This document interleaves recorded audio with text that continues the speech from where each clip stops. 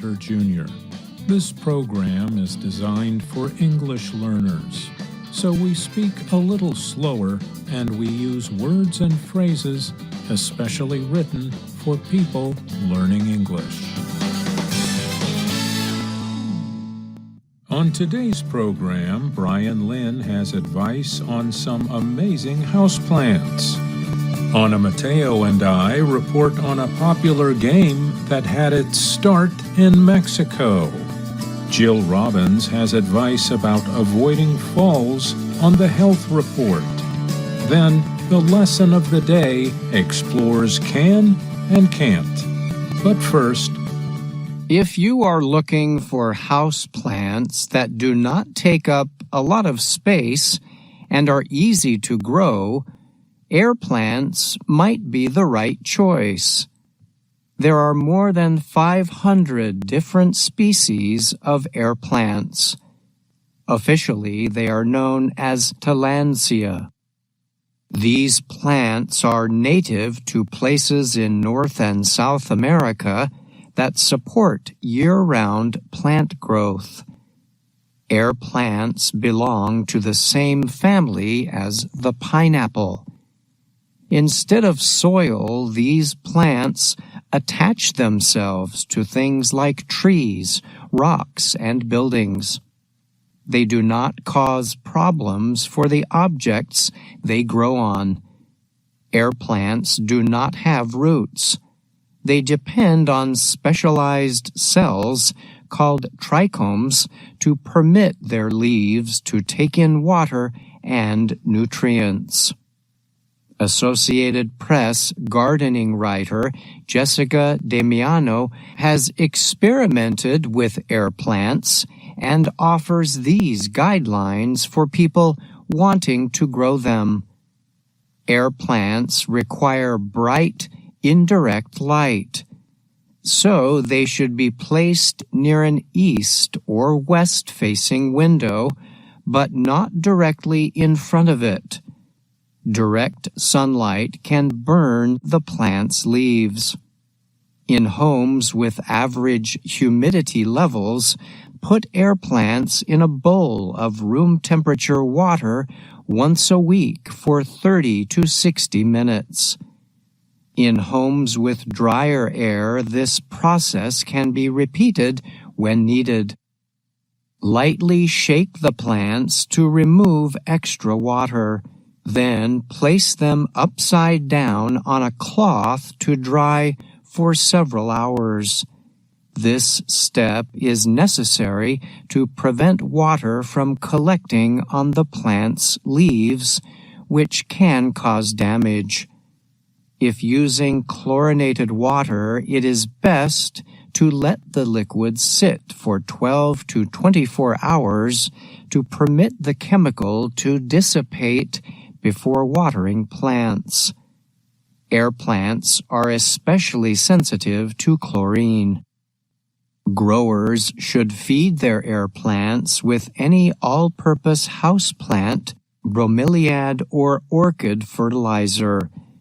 The substance should be added to the soaking water monthly to provide added nutrients. Use about half the amount suggested by the fertilizer manufacturer. Air plants bloom only once. The resulting pink, coral, purple, or white flowers are a signal that the plants are nearing death. However, air plants produce offshoots known as pups. These can be separated into new plants once they grow to about 1/3 the size of the parent. Notable air plants include Spanish moss, which can be found hanging from large trees in tropical or subtropical areas. In the home, Spanish moss is grown in a humid environment such as a bathroom. Another kind is Tillandsia ionatha, which is also known as the sky plant. It is a shaggy-looking plant with green bracts. Bracts are leaf-like structures that grow from the area just beneath a flower. The tops of bracts can turn pink or purple before flowering. Tillandsia caput medusae is named for its similarity to the snake-haired head of Medusa from Greek mythology. The plant is popular because of its long, wavy leaves that grow upward from a fat, round base. Perhaps the most unusual species of Tillandsia is the xerographic air plant. This kind is known as the king of air plants. It can grow up to about 1/2 meter. The plant's long, thin silver leaves curl downward to produce a round shape that sets it apart from other air plants. You can place air plants in just about any spot that provides the required sunlight and good airflow. Glass containers or terrariums are popular choices, but growers can also put air plants inside seashells or on rocks. One could even create a floating Tillandsia garden by hanging several plants from fishing line. The plants can also be attached to natural wood pieces with wire or glue. Some choose to grow them inside hanging frames. When choosing placement possibilities, the main thing to keep in mind is to make sure you are fully meeting all the plant's needs. I'm Brian Lynn.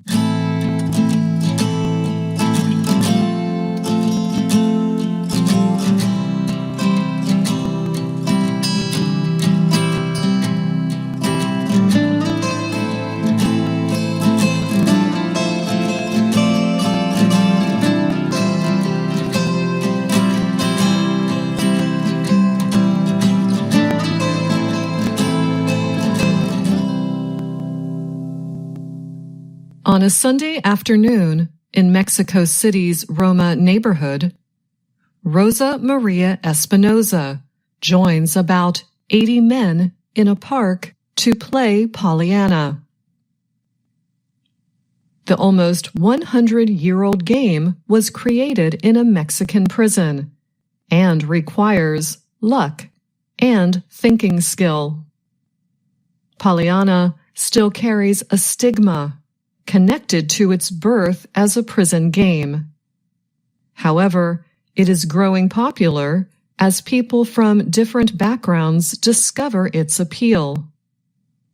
Espinoza says she likes the excitement of the game, but sometimes, she adds, the dice aren't lucky. Pollyanna is played with 4 people and a square wooden box with a sunken center for dice rolling. Each player has 4 pieces that they race around the box. They use dice combinations and math to govern how to move their pieces strategically. At the same time, they must also try to block moves by their competitors. The board represents the limits of a prison and getting out of it before others. Winning freedom is the game's goal. People used to say, "These folks know how to play because they've been to prison," said the 62-year-old Espinoza. "Thank God I've never been, but I like to play." That was the first time she had competed against anyone besides her family and friends. She usually plays on Tuesdays and Sundays in the small church in her apartment building. Alejandro Olmos studies ancient cultures at the National Anthropology and History School. He has studied and played Pollyanna for years. He has followed the game's roots to the Indian game chopper, or pachisi. he found evidence of the connection dating back 1,400 years. After British colonization of India, the game spread to Western countries under different names, including Ludo, Aggravation, and Parcheesi. In 1915, the American company Parker Brothers marketed a similar game. Parker Brothers named it Pollyanna, after a popular 1913 children's book by Eleanor H. Porter. Sometime around 1940, the game spread to prisons in Mexico City, including Lecumberri. That prison's physical structure is very similar to the design of the game board. So experts say Lecumberri may have been the birthplace of modern Pollyanna and its new set of rules. Almost said that in Mexico, the game reflects the roughness of prison life. Mistakes are not pardoned. 6 years ago, Jonathan Ruggieri started a family business, marketing Pollyanna. His goal was to bring together people from different backgrounds. One of the early difficulties was establishing common rules for the game, which in Ruggieri's words has been spreading from below from prison to the street, and from the street into neighborhoods. The 37-year-old man learned to play while serving a sentence in a prison outside Mexico City, the capital. After his release, he struggled to find work. He and his wife launched a food delivery service. However, the business proved unsuccessful. This led him to accept an offer to make a Pollyanna board for a friend. Then came another offer. Soon he began to post his creations on social media. He said they gave up the food business and started making Pollyannas instead. The business, Pollyanna Canada Frogs, has organized 55 Pollyanna tournaments. They are family-friendly, including people of all ages. We want to remove the game's stigma, Ruggieri said. I'm Anna Matteo. And I'm Mario Ritter, Jr. To age well, doctors say we should remember the importance of good balance. It matters when you wash yourself, put clothing on, and generally move around in your home and elsewhere. As we age, good balance permits us to live more independently. Difficulties with balance can be dangerous. The United States Centers for Disease Control reports that 3 million older people in America seek medical care for fall-related injuries each year. But we can prevent some falls, said Rupa Amosing. She is a geriatrician, a doctor who specializes in treating old people. She is also the creator of the Balance Class program at Cleveland Clinic in Ohio. She said that some people have a misconception that part of getting old is you're going to fall. That's not true. You can control how you fall or if you fall. To prevent falls, geriatricians say people should start asking themselves questions about their balance as early as 50 years old. Here are the questions. Do I ever feel unsteady? If you feel unsteady or lose balance from time to time, ask your doctor to check all your body systems that can affect balance. Along with muscle and bone problems, unsteadiness can also result from poor blood pressure, inner ear problems, nervous system issues, and more. Maybe you do not have unsteadiness, but wonder about your skill at balancing.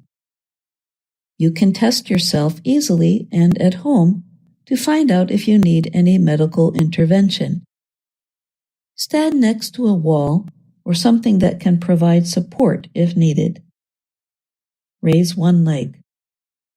Can you hold that position for 10 seconds? Now, try the other leg. If you can stand on each leg alone for 10 seconds, you should be fine, said Greg W. Hartley, a professor of physical therapy specializing in geriatrics at the University of Miami in Florida. If you can't do that, then you should probably go see a physical therapist, he said. A physical therapist treats people with conditions or injuries that affect body movement. Another at-home test is called TUG, or TUG, for Timed Up and Go. Hartley suggests doing this test with supervision. You begin the test from a seated position. Then stand up and start a timer immediately. Walk 3 meters, turn and walk back to your seat. Stop the timer as soon as you sit down. If the test takes you longer to complete than 15 seconds, your risk for falling is very high. But if you do it in 12 seconds or less, your fall risk is almost zero. Also, the National Council on Aging offers an online set of questions to predict your risk of a fall. What can I do to improve balance? Because muscle mass lessens in most people during their 30s, geriatricians say the best way to keep good balance is to stay physically active throughout life. Anmo Singh says it is never too late to act on that advice. Activities including Tai Chi and yoga are good for older adults because they involve controlled movements while shifting body weight. There also are simpler exercises people can work into their everyday lives. Anmo Singh says standing on one foot while waiting in line at a store is good. Or, at home, sit down and stand up several times straight without using a support. Another easy exercise is the 3-way leg lift. Hold on to a support, then lift the leg to the front, then to the side, and then to the back. How often should I do the exercises? The National Institute of Aging says people should spend at least 150 minutes per week in general physical activity to improve balance and overall health. Hartley said exercises done on a usual basis help train the brain to react correctly when you start to fall. Just like an athlete needs to do repetition to train for a sport, you're doing repetition to train for everyday balance activities, he said. I'm Jill Robbins.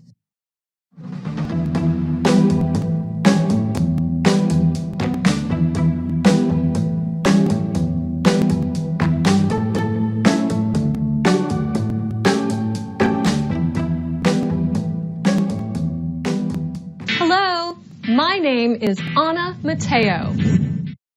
And my name is Jill Robbins. And I'm Andrew Smith. You're listening to the Lesson of the Day on the Learning English podcast. Welcome to the part of the show where we help you do more with our series, Let's Learn English. This series shows Anna Mateo in her work and life in Washington, D.C. Let's jump right in with a short clip from Lesson 20 of the series. We'll play the clip 3 times in a row. Listen to Anna ask a question and then make a statement. And listen for how she pronounces the small word can. Can you teach? You can be a teacher in a school. Can you teach? You can be a teacher in a school. Can you teach? You can be a teacher in a school. There's a difference between how she pronounces the word can when she asks the question, "Can you teach?" and how she pronounces it when she makes a statement. Listen one more time. Can you teach? You can be a teacher in a school. With her statement, "You can be a teacher in a school," she says the word can a bit faster. And the vowel sound changes from a, like in apple, to the schwa,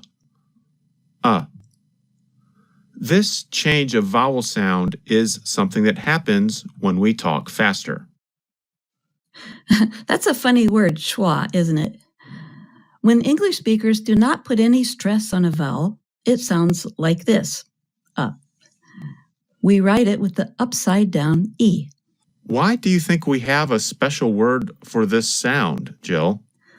I think we need a special word for it because it can be written using A, E, I, O, U, or Y in words. It is the most common vowel sound in English because it represents unstressed vowels. Lesson 20 of Let's Learn English has a pronunciation practice video that explains this change of vowel sound. Let's listen. In slow speech, can sounds like can. In fast speech, it often sounds like can. Listen to Anna talking to Pete about being a teacher. Can you teach? You can be a teacher in a school. But now, let's listen to the negative forms of the verb can. These, of course, are the words cannot and can't. Well, it might seem simple. We want you to know how and when native speakers use each form. When we want people to clearly understand that we are unable to do something, we sometimes use the longer form, cannot. For example, when you talk on the phone and you have to explain a problem, you want to be sure that the other person understands you. So you might choose to use the form cannot. For example, if you are locked out of a room or locked out of a building, you might say, "I've tried the key over and over and I cannot open the door." Yeah, cannot gives emphasis to the meaning. As we explained in a previous lesson of the day, emphasis is spelled E-M-P-H-A-S-I-S. It means extra importance and is similar to the word stress. Another reason we might choose to say cannot when speaking on the phone is because there is only a small difference in pronunciation between the positive form can and the negative form can't. Sometimes you can hear the letter T when we say can't, but other times it is harder to hear, and it just sounds like this, can't. In American English, we call that a held T. Instead of pronouncing the T, your tongue just comes to a stop against the hard part of the roof of your mouth just behind the upper front teeth. Maybe we'd better say that location one more time. Good idea. I'll repeat that. The tongue comes to a stop against the hard part of the roof of your mouth just behind the upper front teeth. In the pronunciation video of Lesson 20, you can hear Pete first pronounce can't with the letter T. And then the next time, you hear him pronounce it with the held T, can't. Let's listen. No, I can't code. I can't teach. I can't cook. Anna, I can't do anything. I noticed that when people send text messages, They often send a message saying I can when I'm sure they mean I can't. I think that's because they're using their voice to write or dictating, The text and the phone software cannot tell the difference between the two words. How can we help our listeners hear and say the forms correctly? Listen to these examples. I can, I can't. I can, I can't. When we say the positive form, we pronounce the letter N longer. The N sound, n, lasts longer than in the negative form. In fact, in the negative form, because the tongue and voice stop, there is almost no sound of the letter N. Can't. So again, listen to the difference. I can, I can't. I can, I can't. There is a difference, but it is small. If you cannot hear the difference, don't worry. Usually, you will know that it's the negative form just from the situation, from all the other information you get from the conversation. And if you are speaking and want to be very clear, simply pronounce the letter T, like can't. I'm Jill Robbins, and you're listening to the Lesson of the Day on the Learning English podcast. Andrew, earlier in the lesson, you said you were going to give the listeners more examples. That's right. We're going to give examples of how we pronounce the verb can when we speak quickly. Jill, you can just ask me a question, and I'll answer it. That sounds pretty easy. Are you ready? Ready. Can you do it? Yeah, I can do it. Can you see it? Yeah, I can see it. Can you come over? Yeah, I can come over.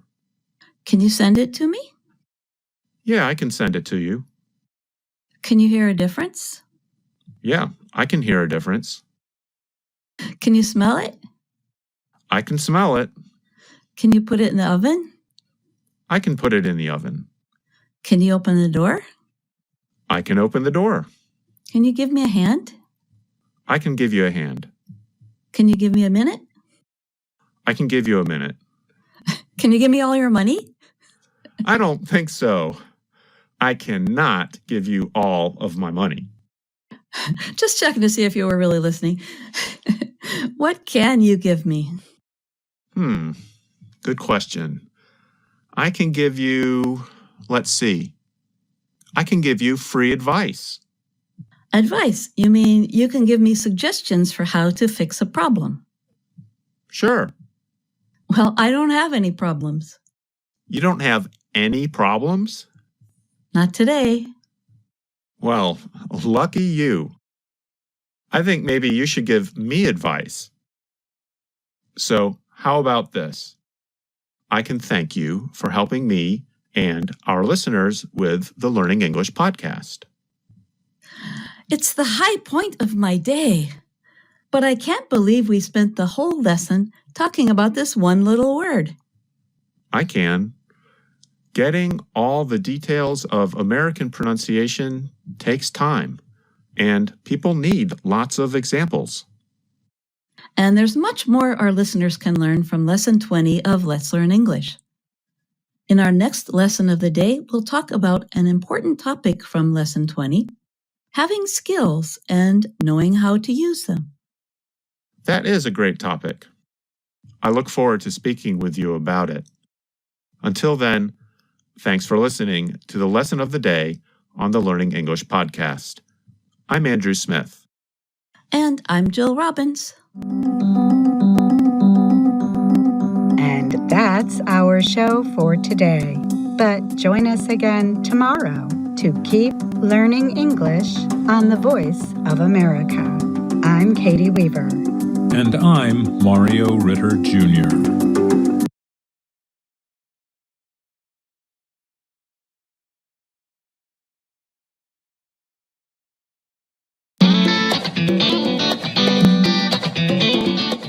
Welcome to Learning English, a daily 30-minute program from the Voice of America. I'm Ashley Thompson. And I'm Dan Novak. This program is designed for English learners, so we speak a little slower and we use words and phrases especially written for people learning English.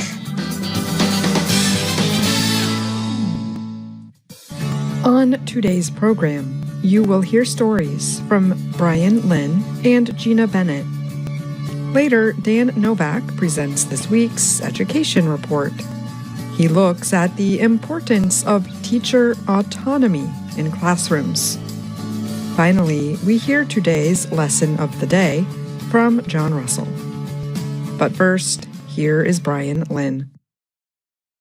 The administration of U.S. President Joe Biden announced plans Tuesday to increase tariffs on $18 billion worth of Chinese imports.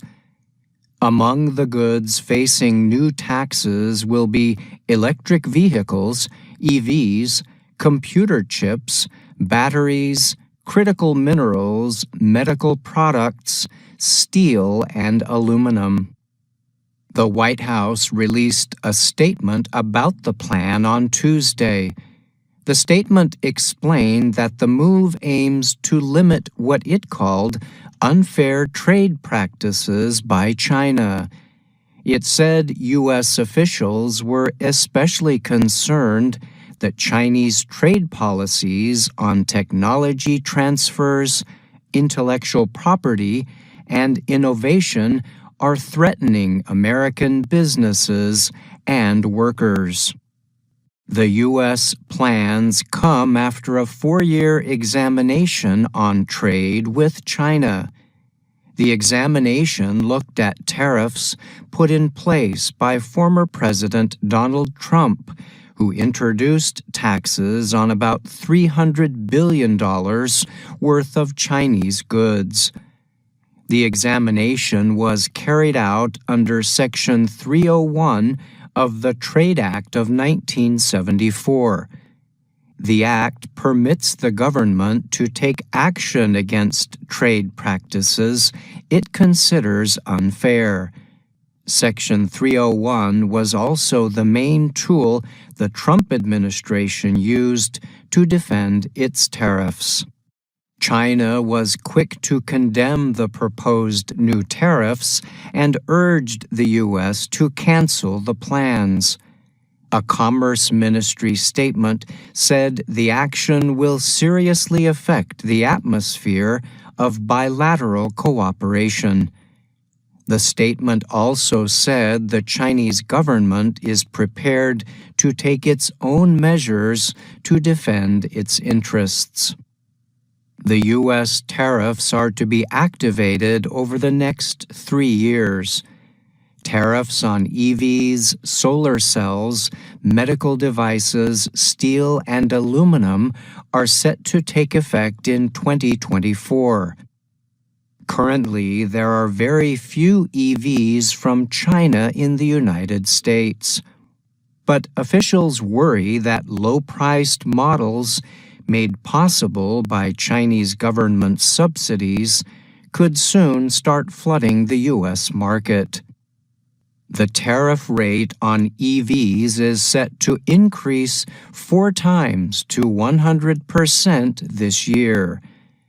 The tariff rate for semiconductors will rise from 25% to 50% by next year, White House officials said. Lael Brainerd is director of Biden's National Economic Council. She said the tariffs would increase the cost of some Chinese goods. They would also help block China's efforts to dominate the market for new developing technologies. China is simply too big to play by its own rules, Brainerd told reporters Monday during a conference call ahead of the announcement. The U.S. Census Bureau estimated that the U.S. imported $427 billion in goods from China in 2023, while it exported $148 billion in goods. U.S. officials have said the latest tariff decision was made independently of this year's American presidential election, which happens in November. But Brainerd noted in her comments that the tariffs would help workers in Pennsylvania and Michigan. Both states are so-called battleground states that may decide who wins the election. I'm Brian Lynn.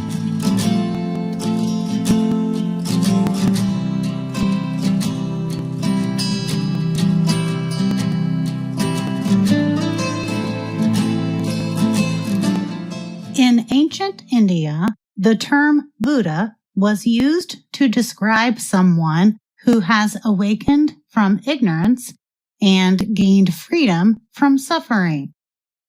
Buddha means the enlightened one. Today, the names Buddha, Siddhartha, Shakyamuni, Gautama, or Sat are used to describe a historical person born around 2,500 years ago. His followers started the religion of Buddhism, which is widely practiced in many Asian countries. Some countries observe his birthday on the 4th month of the Buddhist calendar, which falls on May 15th this year. Others celebrate it on the first full moon of May, which falls on May 23rd. Buddha, or Prince Siddhartha, was born in Lumbini, an area at the border of what is today India and Nepal. His mother, Maya, was the wife of Suddhodana, king of the Shakya families. Ancient storytellers said that Queen Maya dreamed of a white elephant entering her womb before giving birth. The child took 7 steps soon after he was born and received a cleansing bath from the gods or dragon kings, depending on the country or culture where the story is told. Suddhodana tried to keep his son from knowledge of pain and suffering. Before long, the prince witnessed and learned of sickness, old age, death, and the impermanence of life. At the age of 35, Siddhartha was enlightened and became known as the Buddha. Followers used the time of Buddha's birthday to celebrate and to reflect on his teachings and their faith. In many parts of Asia, the day marks the birth, the enlightenment, and passing of the Buddha. In most Asian cultures, Buddhists go to their local religious centers or temples and take part in chanting, meditation, and activities all day. Families decorate their homes with lights called lanterns and gather for big meals. Buddha's birthday is a national holiday in South Korea. The big celebration in the capital city of Seoul is the Lotus Lantern Festival called Yeonjongho. It is a parade of thousands of colorful, lighted paper lanterns, often shaped like lotus flowers. On Buddha's birthday, many temples provide free meals and tea to all visitors. Other festivities include traditional games and performing arts to mark the light of Buddha's teachings.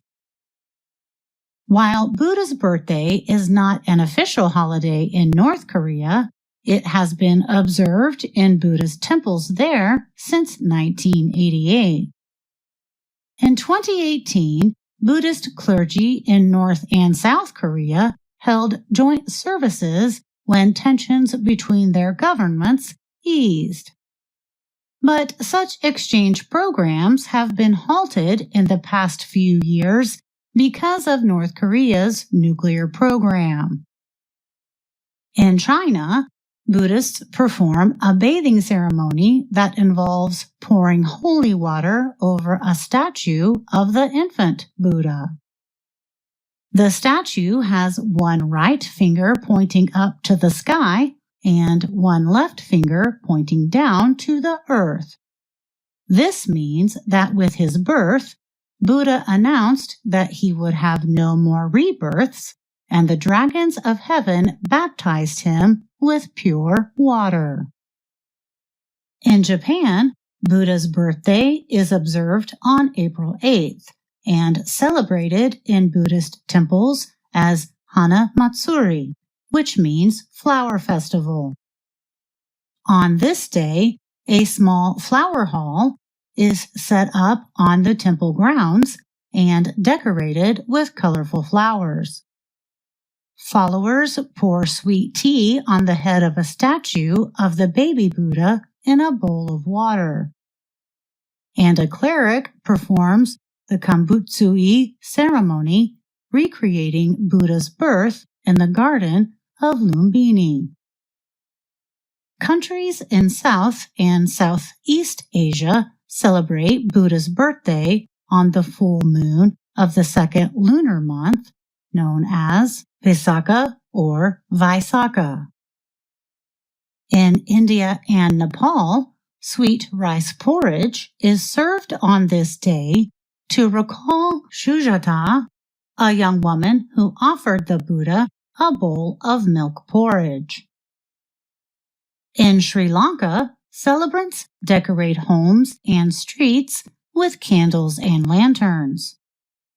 They sing songs, burn incense, and tell stories about Buddha's life. In Vietnam, Buddha's birthday is still a popular festival, but no longer a public holiday.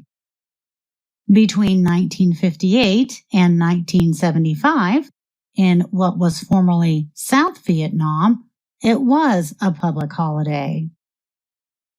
In Malaysia, China, and many other countries, animals and birds are also set free on Buddha's birthday because people believe it is good karma. I'm Gina Bennett. One of the top public schools in Florida are asked how they succeed. One answer is universal. They have autonomy in the classroom. Teachers with autonomy are able to make decisions and plans independently in their classrooms. The majority of American teachers report feeling stressed and unhappy at work, a Pew Research Center study found last year. Another study by Brown University and the University of Albany found that reduced job satisfaction has been connected to a drop in teachers' sense of autonomy in the classroom. But at A.D. Henderson School in Boca Raton, Florida, school leaders permit their staff high levels of classroom autonomy, and it works. Henderson is a public school of 636 kindergarteners to 8th graders on the campus of Florida Atlantic University. Henderson students scored in the top 1% to 3% in nearly every subject in the state's latest standardized tests. In almost every subject, 60% or more of Henderson students scored far above the Florida state average. There is a lot of our own individual input allowed in doing the activities that we want to do in the classroom, said Vanessa Stevenson.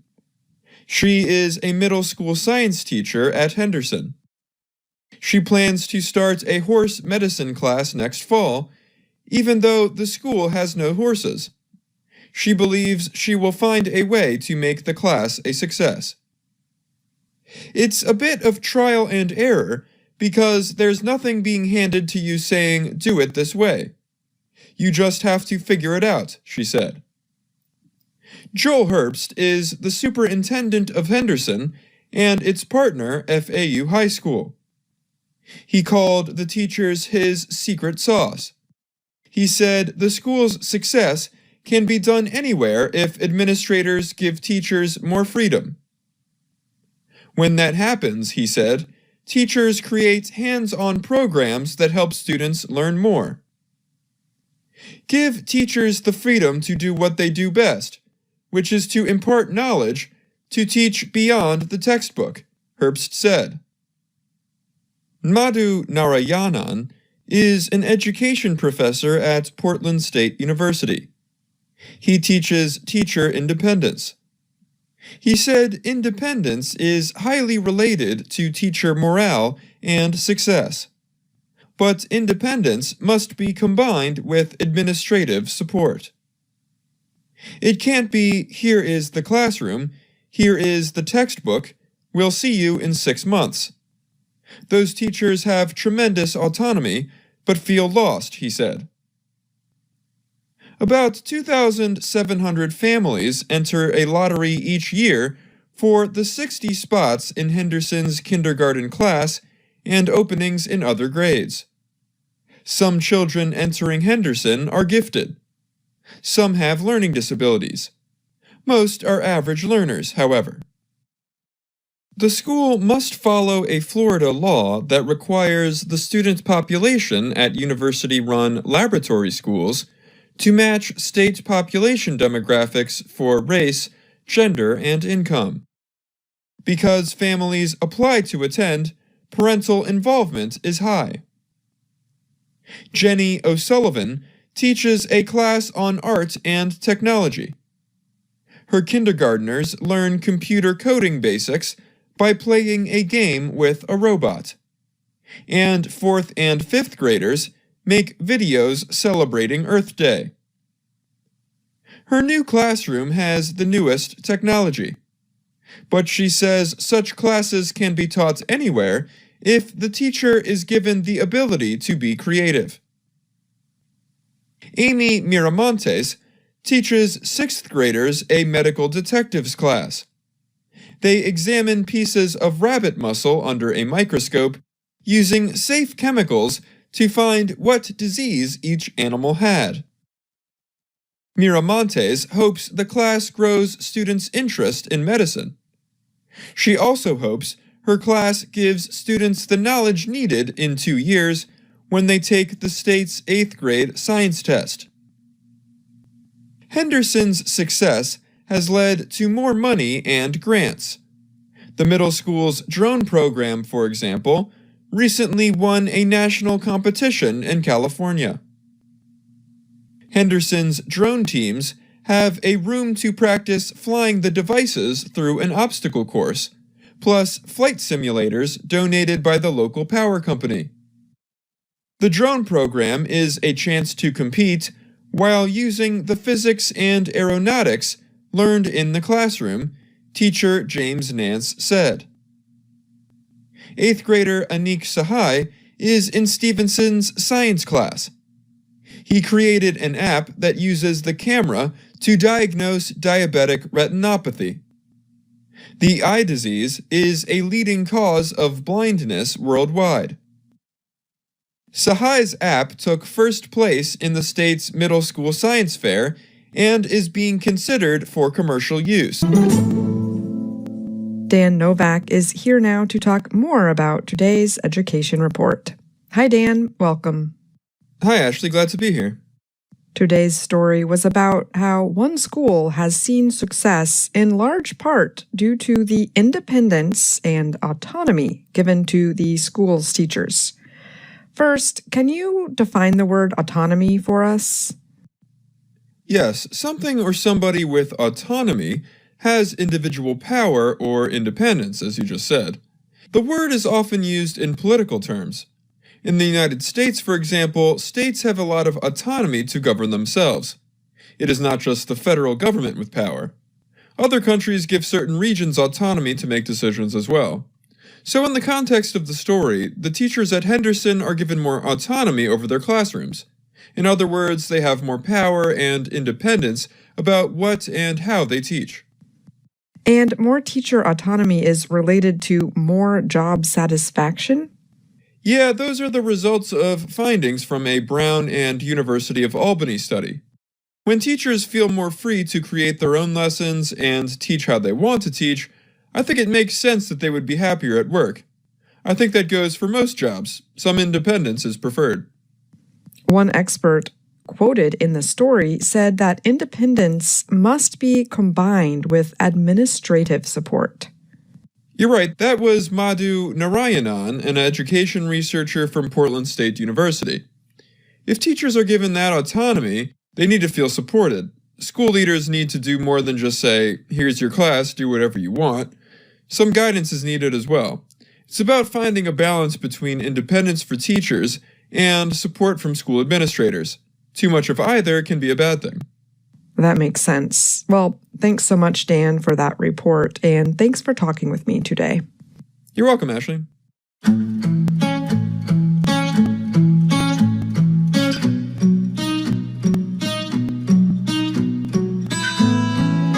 In this next report, Dan Friedel tells us about a recent scientific study that explored ancient corals, animals that form reefs.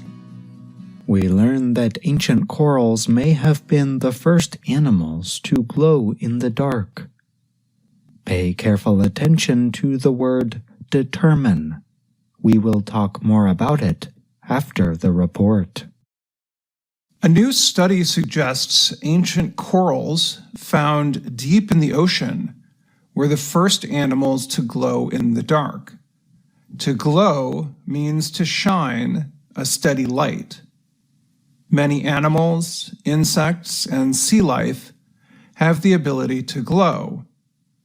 But a study from biologists based in the United States suggests corals started glowing 540 million years ago. Andrea Quattrini is curator of corals at the Smithsonian Museum of Natural History in Washington, D.C. She was one of the writers of the study. Quattrini said, "The ability to light up helps creatures living in the deep sea to communicate.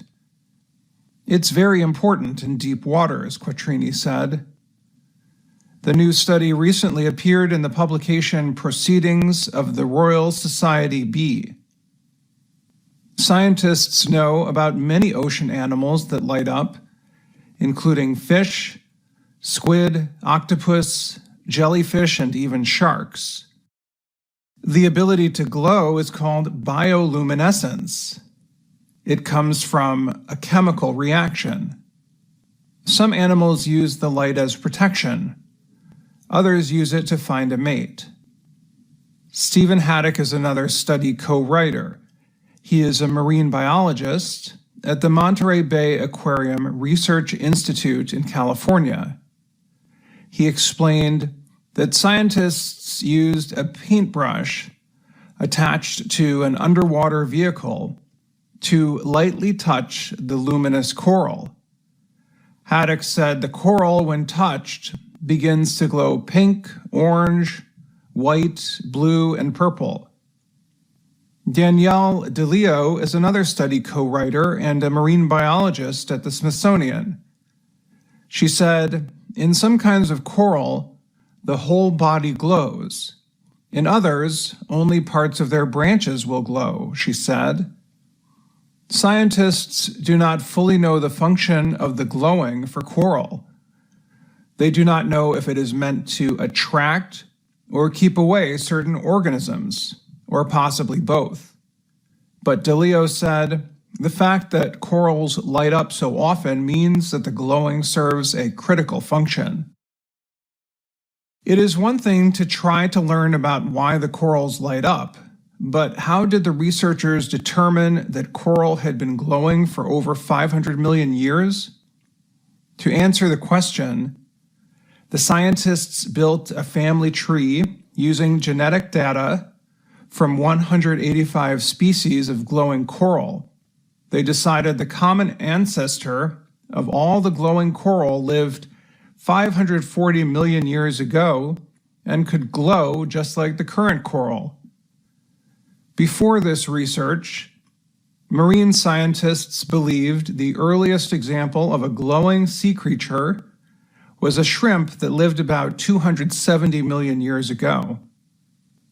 Coming up with an age of the earliest glowing coral helps add more information to the timeline of the development of life on Earth. The oldest glowing coral is now placed in the time of the Cambrian explosion, when life on Earth developed quickly. I'm Dan Friedel. Before the report, we asked you to pay careful attention to the word determine. Can you remember when you heard it? You heard the term used to describe an action on the part of researchers. Let's listen again.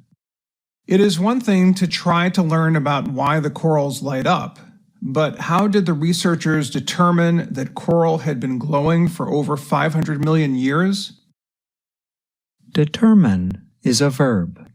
We spell it like this: D-E-T-E-R-M-I-N-E.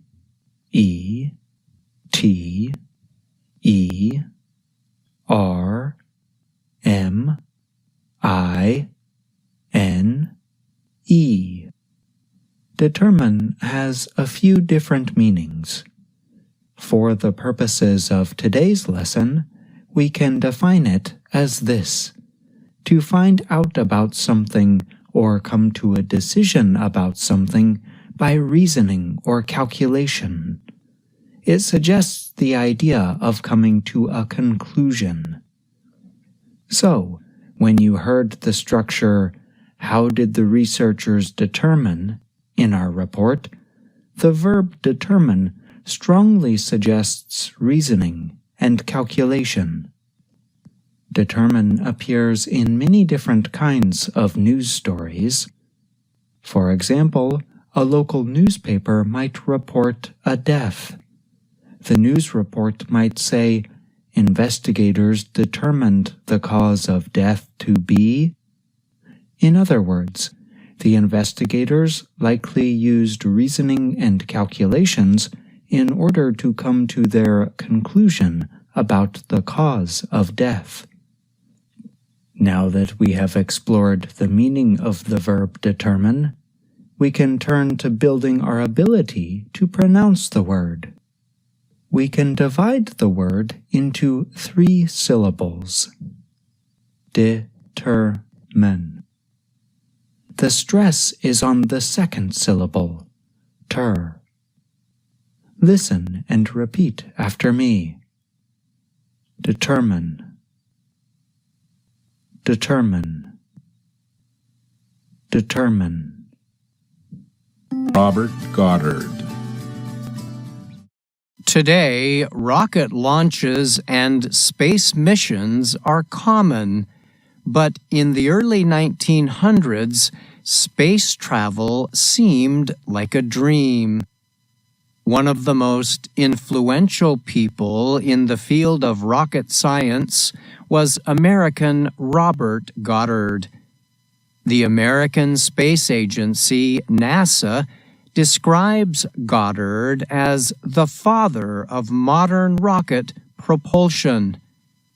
Robert Goddard once said that the dream of yesterday is the hope of today and the reality of tomorrow. His scientific work gave hope to many dreams about space travel. He turned some of those dreams into reality. More than 100 years ago, Goddard carried out studies and tests of rocket engines. He developed and flew many rockets that got their power from solid fuels, chemicals that formed a hard substance. In 1925, he made and tested the first rocket engine using a soft chemical fuel. The next year, he successfully launched the world's first liquid fuel rocket. Many historians consider liquid fuel rocket flight to be as important as the first airplane flight by the American brothers Orville and Wilbur Wright. Goddard's work proved that machines could travel outside of Earth's atmosphere and into space.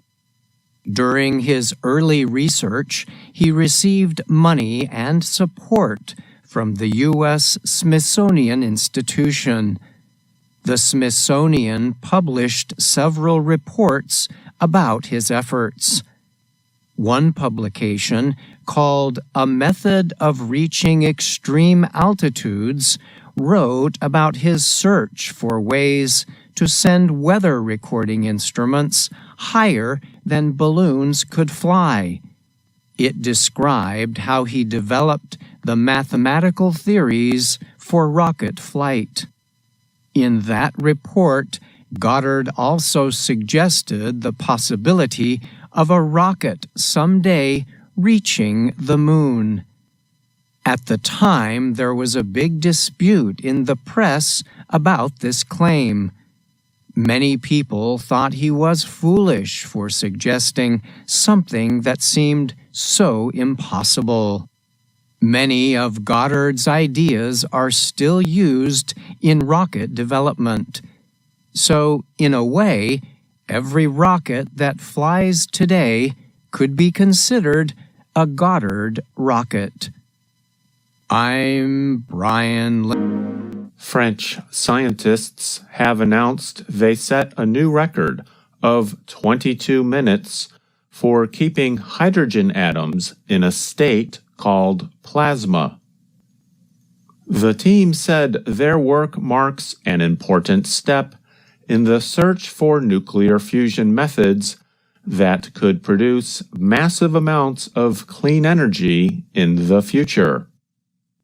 France's Atomic Energy Commission, or CEA, said the experiment, carried out February 12th, showed the process kept or maintained a state of plasma for 1,337 seconds.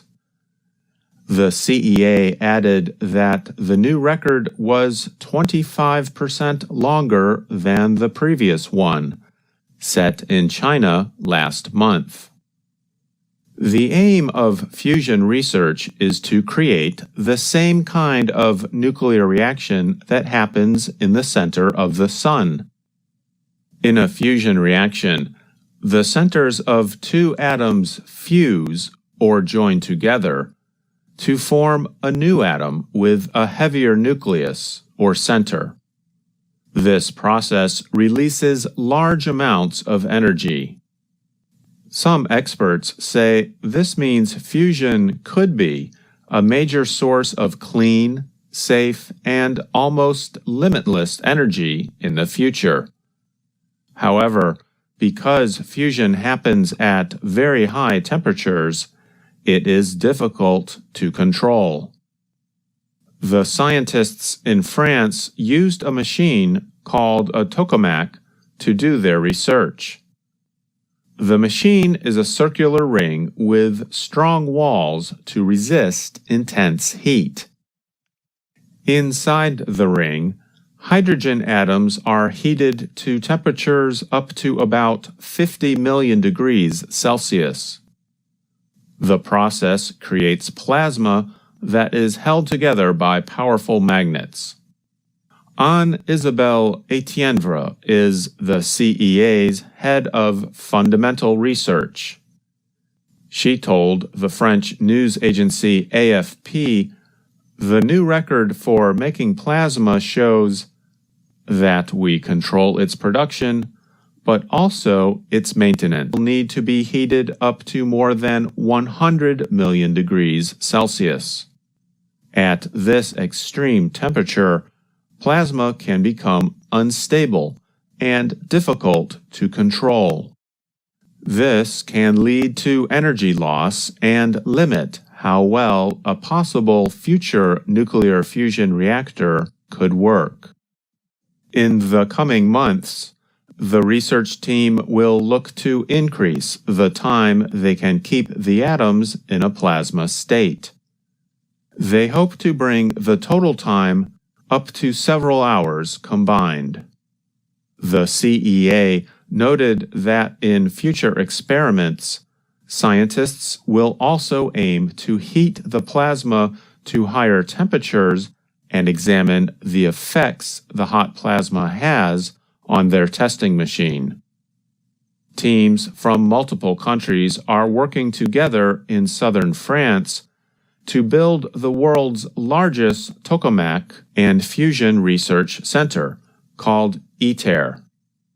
The effort includes scientists from the United States, China, the European Union, India, Japan, South Korea, and Russia.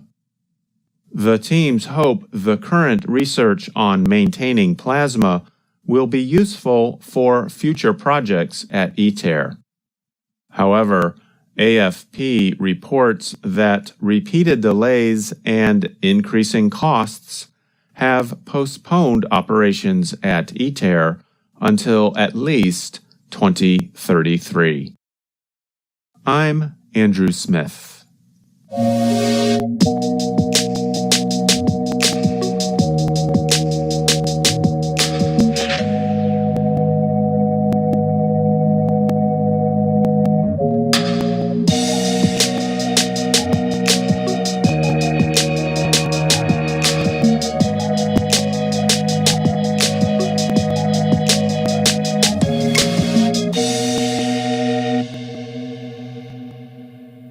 Computer or digital screens are common at work, homes, schools, and stores. An estimated 104 million Americans of working age spend more than 7 hours a day in front of screens, the American Optometric Association says. All that screen time can cause harm. Too much screen viewing can lead to dry or watery eyes, unclear vision, and headaches.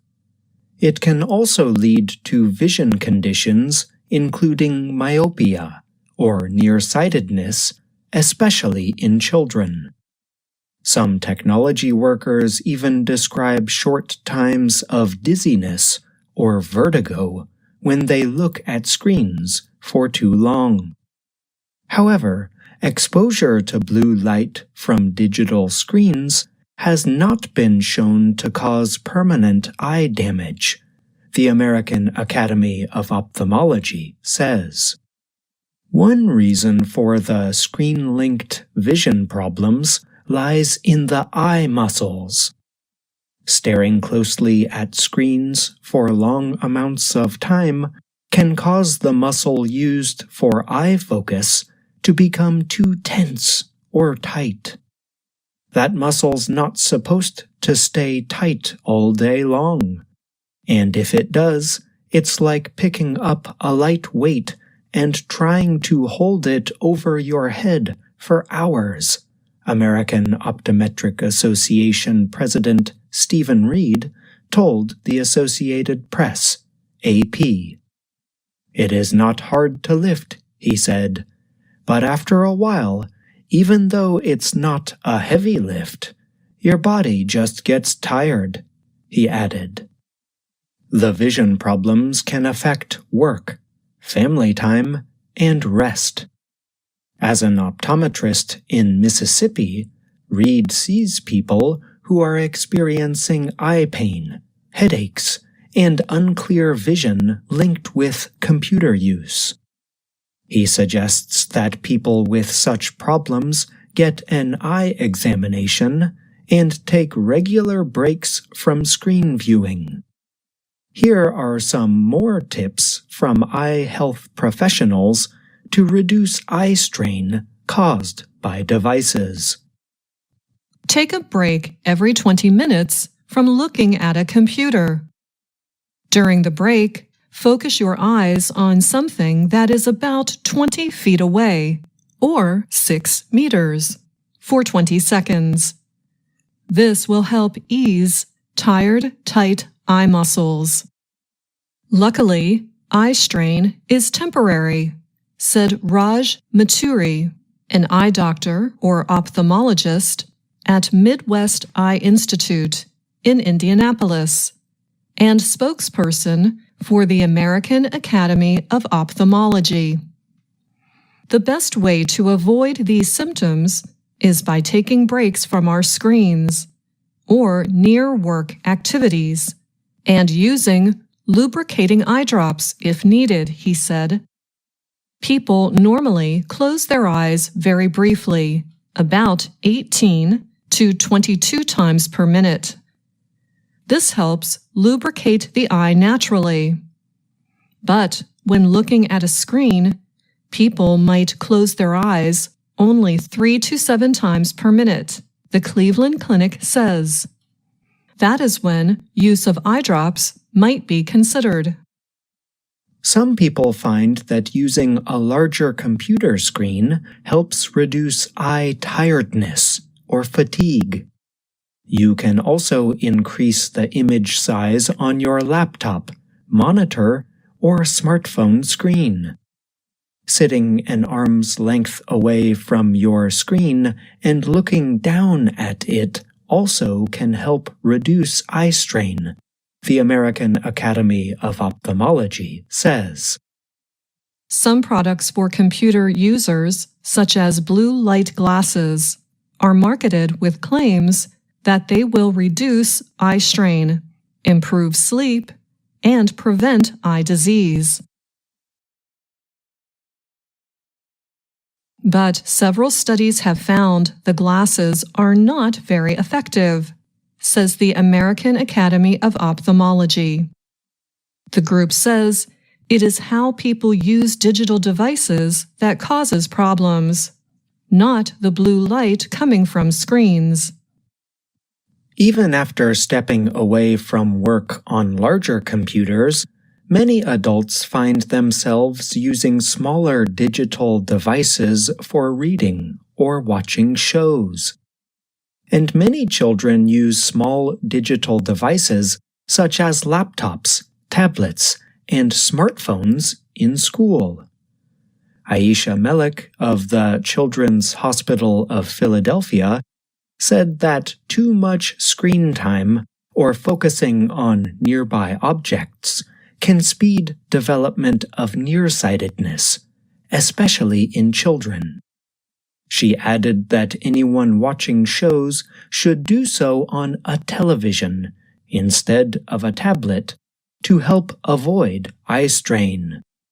Children should follow the 20-20-22 rule, she said. The added 2 stands for 2 hours of play outside every day, which helps with eye development, Melik said. The reality is that most children are engaging with screens throughout the day, at school and home. It becomes difficult to track the total number of hours, she said. Aim for not more than 20 minutes during any one session. The blue light that digital screens release can increase a person's alertness, experts say.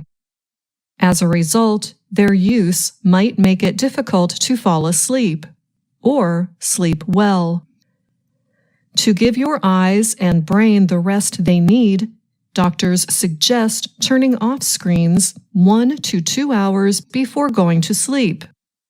You can also change the setting on digital devices to lower screen brightness. If you are used to watching videos at night, try listening to an audiobook or podcast instead. I'm Anna Mateo. And I'm John Russell. VOA Learning English has launched a new program for children.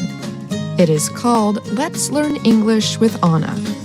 The new course aims to teach children American English through asking and answering questions and experiencing fun situations. For more information, visit our website, learningenglish.voanews.com.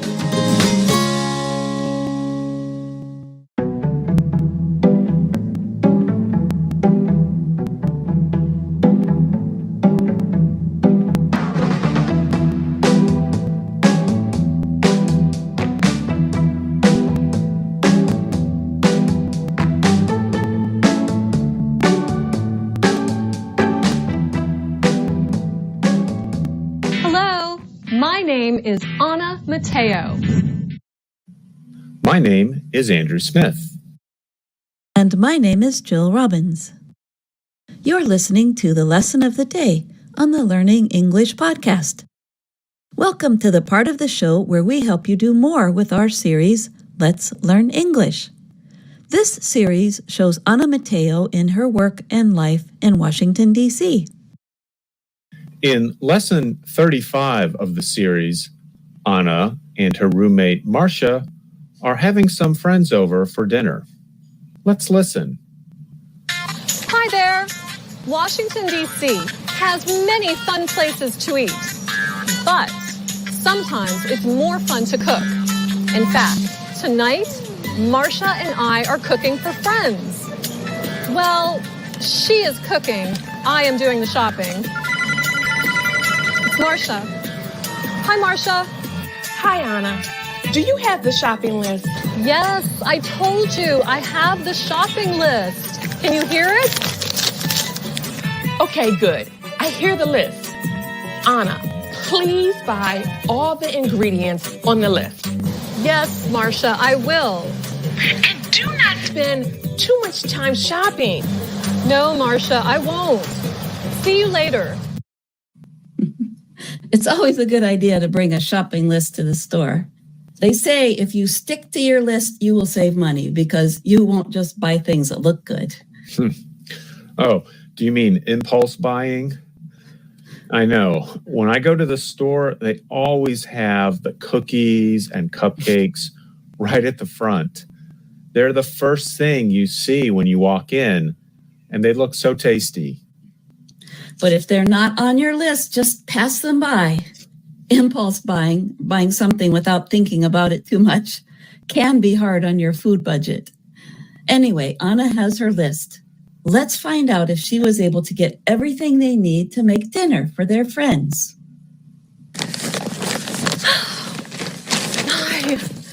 Anna, what took you so long? Our guests will be here soon. Don't worry, Marcia. I bought everything on the list. Let me see. You bought a bunch of bananas, a box of pancake mix,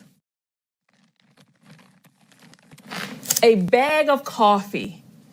Anna, this is all wrong. What do you mean wrong? I bought a jar of peanut butter and a loaf of bread. No, wait. 2 loaves of bread. Anna, these are the wrong ingredients. These ingredients are all on the list. I took this list from the counter. Anna, this is the shopping list for breakfast. I said, take the shopping list on the refrigerator for dinner. Marcia, there was no shopping list on the refrigerator for dinner. Oh no! It's on the floor!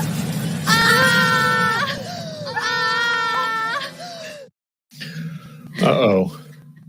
I can tell this will be an interesting dinner. Did you notice all the partitive nouns in that part, Jill? I did. I think we should explain. We use partitive nouns to talk about a quantity of something. Together with another noun, they tell us how much of it there is.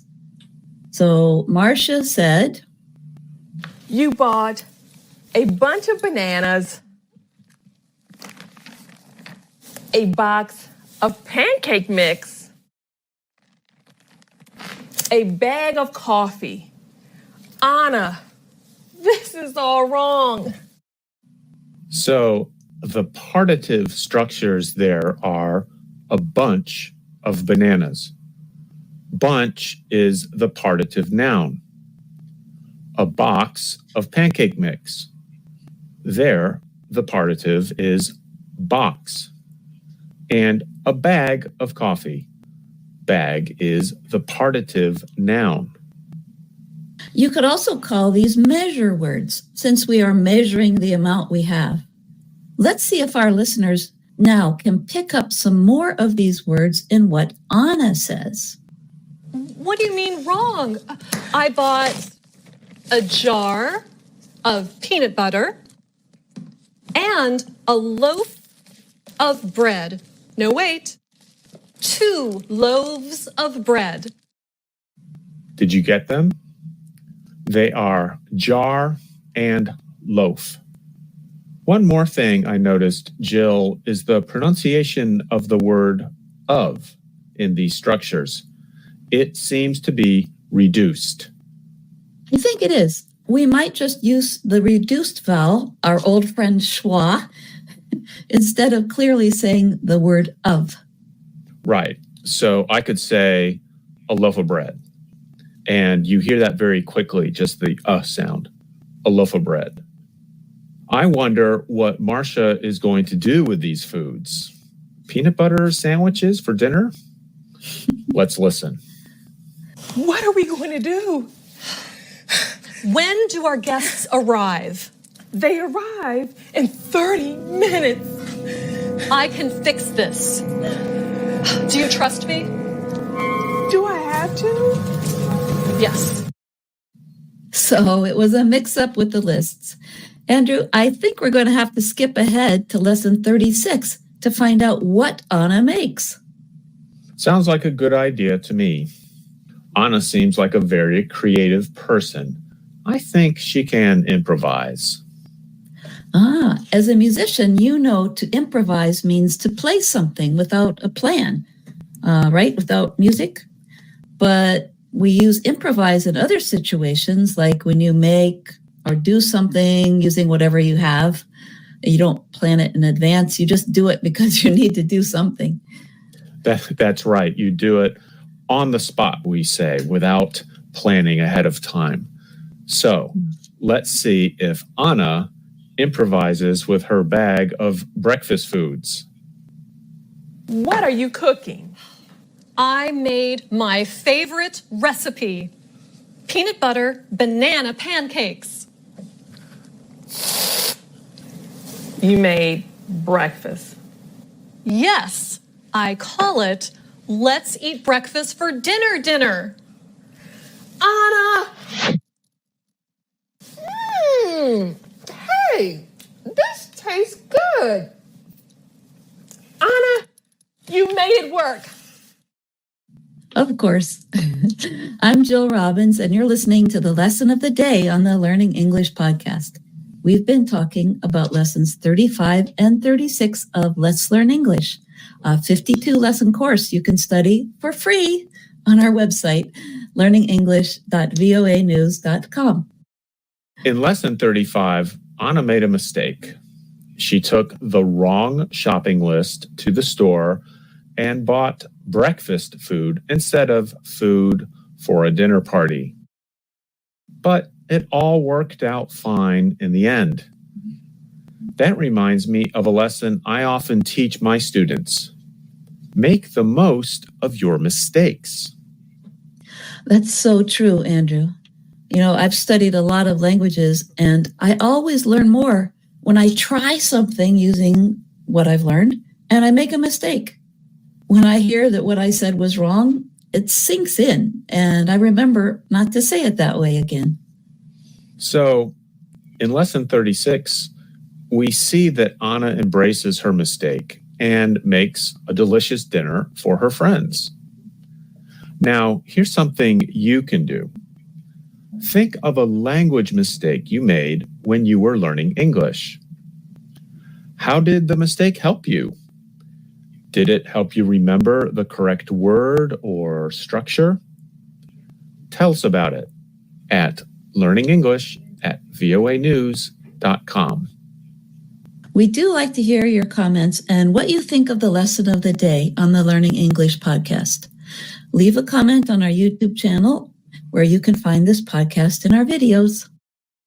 Remember that you can find us on YouTube, Facebook, and Instagram. Thanks for listening to the lesson of the day on the Learning English podcast. I'm Andrew Smith. And I'm Dr. Jill.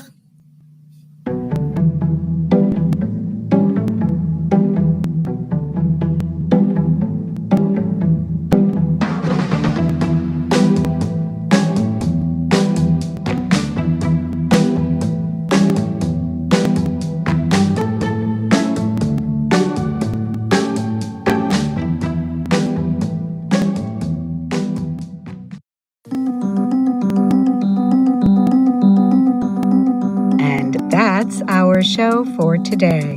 But join us again tomorrow to keep learning English on the Voice of America. I'm Katie Weaver. And I'm Mario Ritter Jr.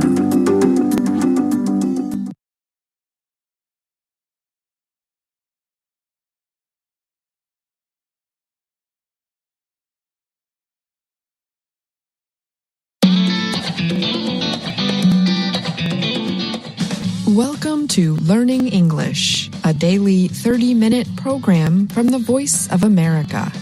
I'm Ashley Thompson. And I'm Dan Novak. This program is designed for English learners, so we speak a little slower and we use words and phrases especially written for people learning English.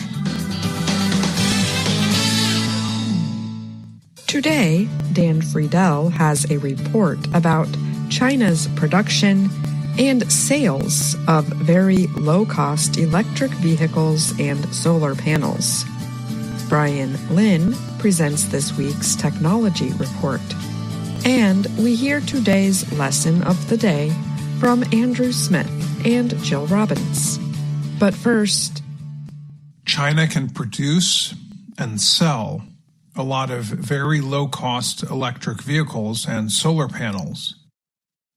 This worries the U.S. Treasury Department, President Joe Biden, and opposition candidate and former President Donald Trump. U.S. Treasury Secretary Janet Yellen recently brought attention to the abundance of products such as car batteries and solar panels from China.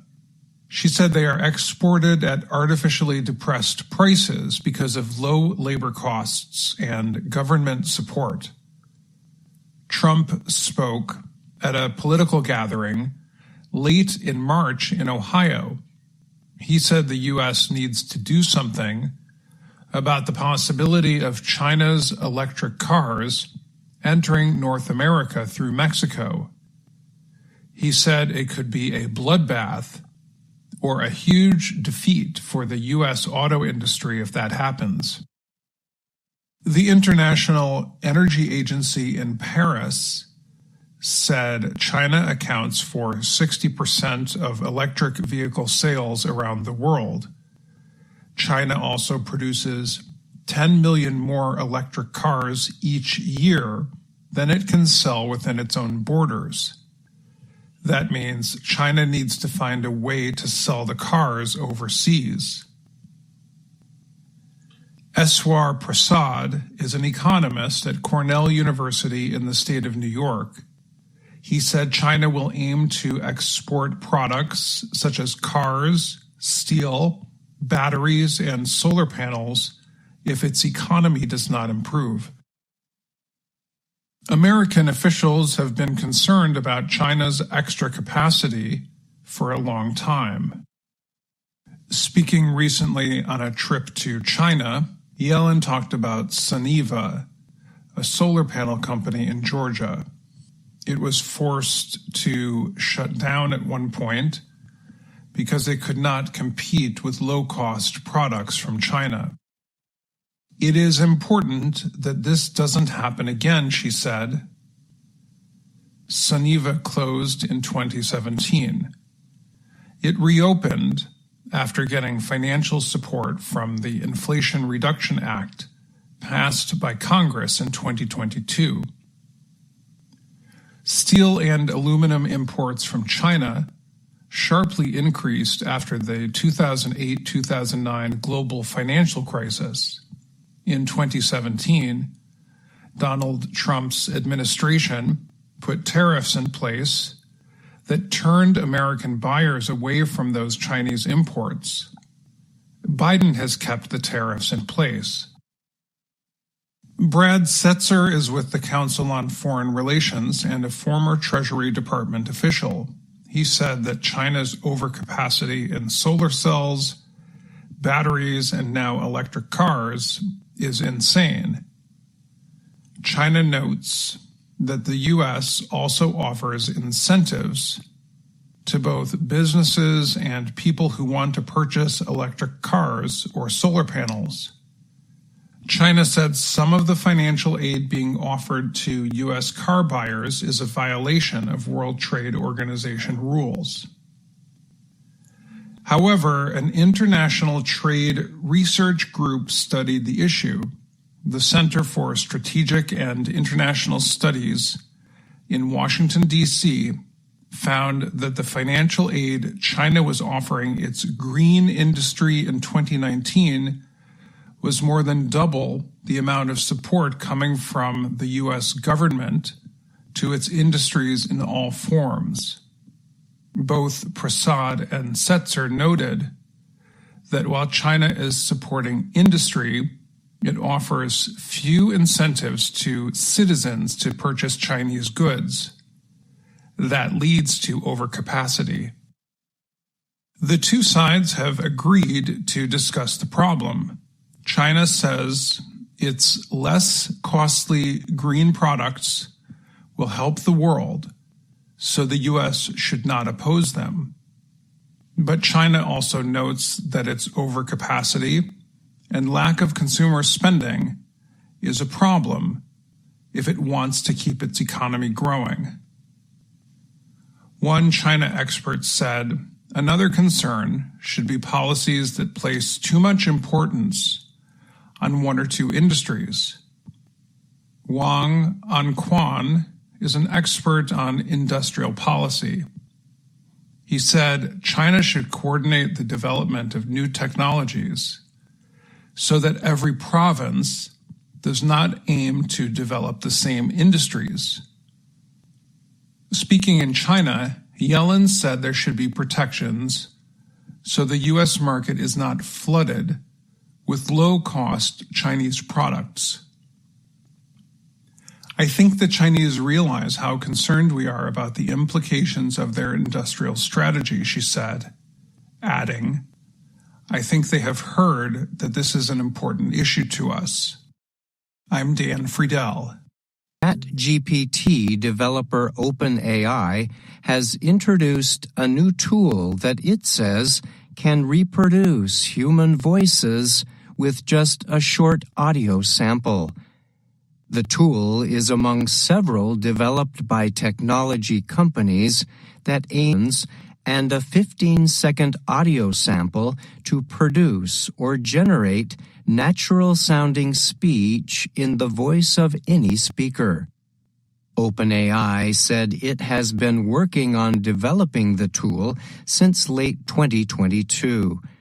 It plans to continue developing it before releasing it to the public. The company said the delayed release represents a cautious and informed effort to prevent possible misuse. OpenAI said it began testing Voice Engine with a small group of trusted partners. This testing aims to help company officials decide how to improve the tool's safety and learn how it can be used for good across different industries. There have already been highly publicized examples of false or fake voice recordings that sound like well-known people and politicians. One such example was an AI-manufactured voice claiming to belong to U.S. President Joe Biden. The voice was turned into a message that was sent by telephone to voters earlier this year in the state of New Hampshire. In the fake audio, Biden appears to try to urge voters not to take part in presidential primary voting. Election officials in New Hampshire are still investigating the incident. OpenAI's statement identified such election risks. We recognize that generating speech that resembles people's voices has serious risks, which are especially top of mind in an election year. There have been other examples of so-called deepfakes being used in political campaigns around the world. A deepfake is a piece of audio or video created to make it appear that people in it are saying or doing things that they never did. OpenAI said it is currently discussing how to limit these and other risks of such voice cloning systems. Technology experts have also warned such tools can be used to carry out financial crimes. For example, voices can be recorded and then reproduced to represent another individual in an effort to carry out fraud. The company said it has been in contact with U.S. and international partners from across government, media, entertainment, education, civil society, and beyond. The aim is to get advice from people in these groups about the best ways to develop and deploy the system, OpenAI said. OpenAI said its early voice engine testers have agreed not to represent a person without their permission and to clearly state that the voices are produced by AI. The company is best known for its launch of the AI-powered ChatGPT tool, which was launched in November 2022. There are several other companies developing similar voice cloning tools. One of the most widely known is called Descript. The company explains on its website the AI-powered system can clone any person's voice with a 60-second audio sample. Descript also offers other services involving audio and video production. The company's website says users can choose a free plan that includes up to 1,000 words of voice cloning. For $24, users can get unlimited voice generation, Descript said. OpenAI listed several possible uses for the technology tool. These include providing reading assistance to non-readers or children, supporting individuals who cannot speak, and helping patients recover their voice. The company said its voice engine system can work in several languages. One example of such use is taking an English voice recording and producing a new audio version in another language.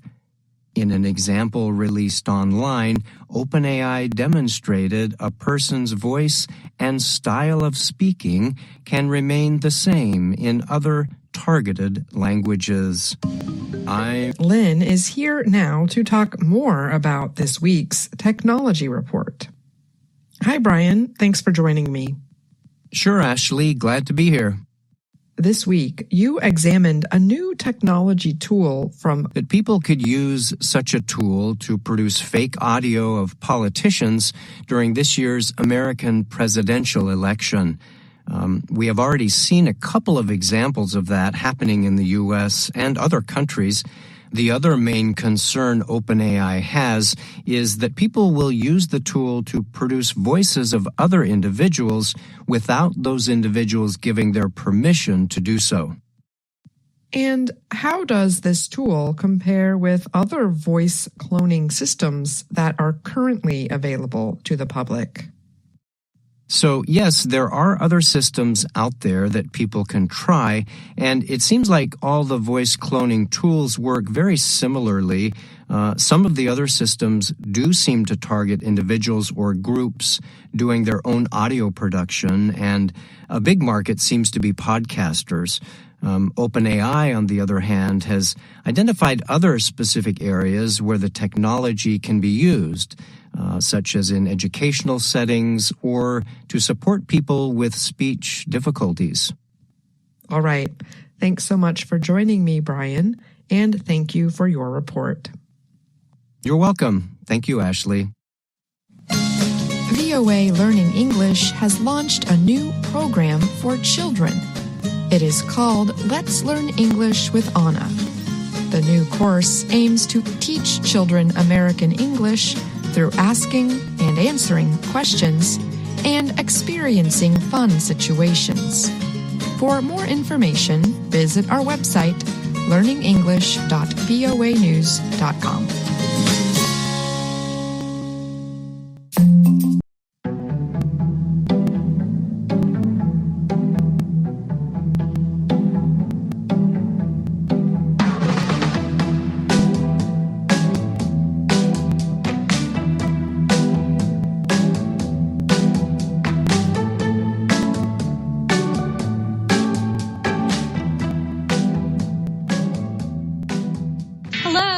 My name is Anna Mateo. My name is Andrew Smith. And I'm Jill Robbins. You're listening to the lesson of the day on the Learning English podcast. Welcome to the part of the show where we help you do more with our series, Let's Learn English. The series shows Anna Mateo in her work and life in Washington, D.C. In Lesson 22 of the series, Anna talks about her new show for children with her producer, Amelia. Together, they start to plan for the new show. So, Anna, what's the plan for the show? First, we're going to introduce the subject. Then, we can show pictures and video. We can show tons of video. Right. We can interview children and have guests, too. Kids can ask us questions. Oh, great idea. Finally, we can read the questions and tell them where to learn more. Okay, let's try it. Let's do it. Hi there, and welcome to... Amelia, we don't have a name for the show. We'll think of a name later. For now, we'll call it The Show. Next, they start talking about fun things you can do in the summer. Anna and Amelia think they can include these in the children's show. Hi there, and welcome to The Show. Today, we are going to take you on a summer vacation. You will see popular things to do on vacation. One is camping. When you go camping, you cook, sleep, and play outdoors. When I go camping, Anna, I like to go hiking and fishing. Me too. Those are fun things to do when you go camping. These people are hiking. Okay, let's talk about the next vacation. Another popular summer vacation is going to an amusement park. At an amusement park, you go on rides and eat lots of fun food. I love cotton candy. And roller coasters. This show is going to be a lot of fun. I know. This is riding a roller coaster. Woo! What is the last vacation? One of the most popular summer vacations is going to the beach. I love the beach. When I see that blue ocean, I want to leave Washington, D.C. immediately and go to the beach. That is a lot of fun activities. And it's fun to talk about, well, having fun. So, Andrew, I'd like to ask you, what do you like to do for summer vacation? I really like summer, and I like to do some of the same things Anna and Amelia talked about. I really like to go hiking in the mountains. And we should explain that British English uses the word trekking to mean the same thing as hiking. Hiking basically means walking in natural areas such as forests, mountains, and fields, or beside rivers and lakes. It's kind of interesting that, on the one hand, we say go for a walk on the beach, and on the other hand, go for a hike in the mountains. We don't usually say hike on the beach. That's true. I guess that's because walking on the beach is usually done in a relaxing manner, but hiking makes people think of longer or harder walks that take more energy. There's more we could say about hiking, but let's go back to what you like to do for summer vacation. Well, I also like to go to the beach, and I like to go swimming, and I like to play tennis. And when I have enough time and money, I like to visit friends in other parts of the U.S. or travel to other countries. How about you, Jill? I love swimming at an outdoor pool. I also enjoy traveling to visit my family. Sometimes my brothers and sisters and I all get together in the summer. And I love going to beautiful places and painting them. I paint with acrylics, and I'm learning to use watercolors. That sounds like an interesting thing to do in the summer. I think I would like to try that. We can use the verb like in 3 ways to talk about things we enjoy doing. First, we can say like to plus the base form of the action verb. For example, we can say, I like to read. Second, we can say like plus the ing form of the action verb. For example, we can say, I like reading. The ing form of the verb here is called the gerund. And third, we can say like to plus the verb go plus the gerund. We can hear this third form when Amelia and Anna talk about camping. When I go camping, Anna, I like to go hiking and fishing. Me too. Those are fun things to do when you go camping. Here are some activities where you can use the verb go plus the gerund. Go camping, go swimming, go hiking, go fishing, go dancing, go shopping, go sightseeing, go biking, go running, go jogging, go skiing, go ice skating, go roller skating, go sailing, and go surfing. That was a big list, and I noticed that most of those activities involve some kind of movement or motion. And that makes sense because the verb go makes us think of moving from place to place. But for almost any activity, we can say like to plus the base form of the action verb. For example, we can say either I like to go swimming or I like to swim. And the phrase I like to is something that's easy to say quickly, like this. I like to swim. When we say it quickly, the word to is pronounced ta. I like to. I like to swim. I like to bike. That's how it sounds faster. Ba-da-da-dum, ba-da-da-dum. That's the rhythm or beat of the phrase. Now listen to this chant where we use that beat. The phrases go by very quickly, but don't worry if you can't understand every word. Ready? Listen. There's so many things that I like to do. I like to run, I like to walk, I like to read, I like to talk, I like to teach, I like to learn, I like to dance, I like to sing, I like to sing and dance. There's so many things that I like to do. I like to cook, I like to eat, I like to cook, I like to eat, I like to eat, I like to eat, I like to eat, I like to eat. You really like to eat. Yes, I really like to eat.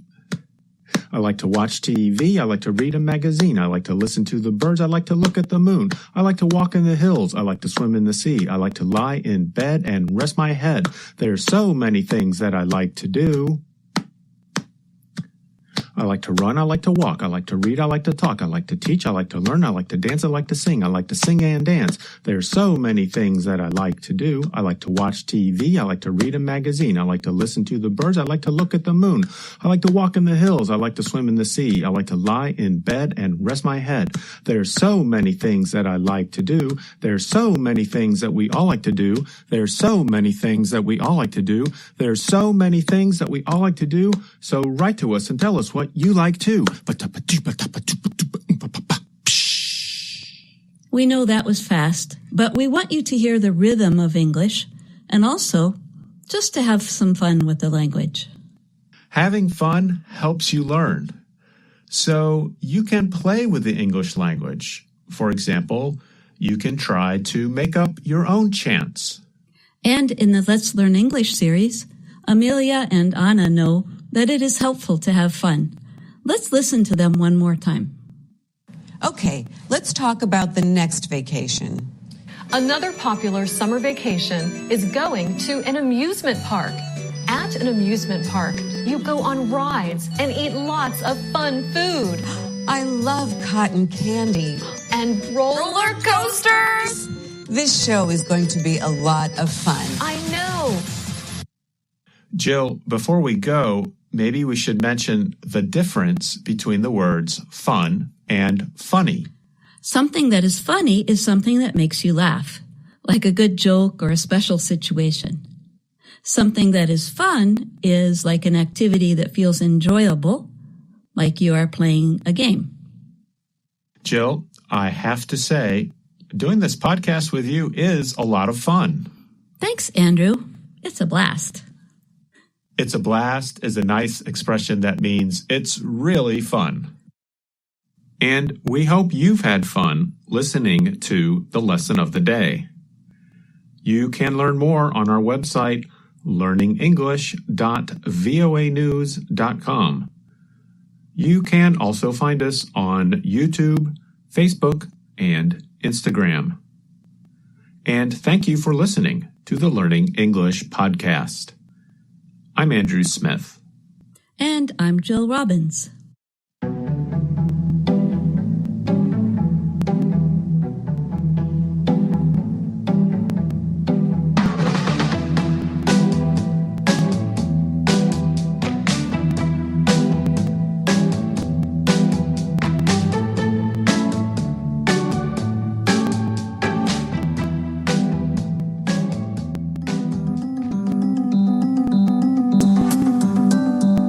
That's our program for today.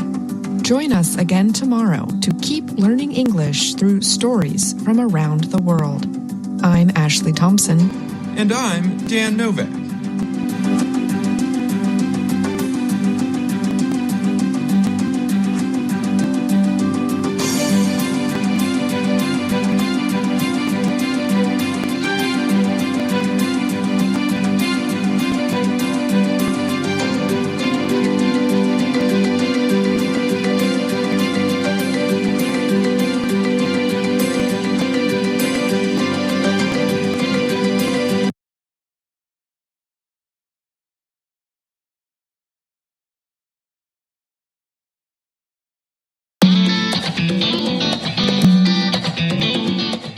Welcome to Learning English, a daily 30-minute program from the Voice of America. I'm Ashley Thompson. And I'm Dan Novak.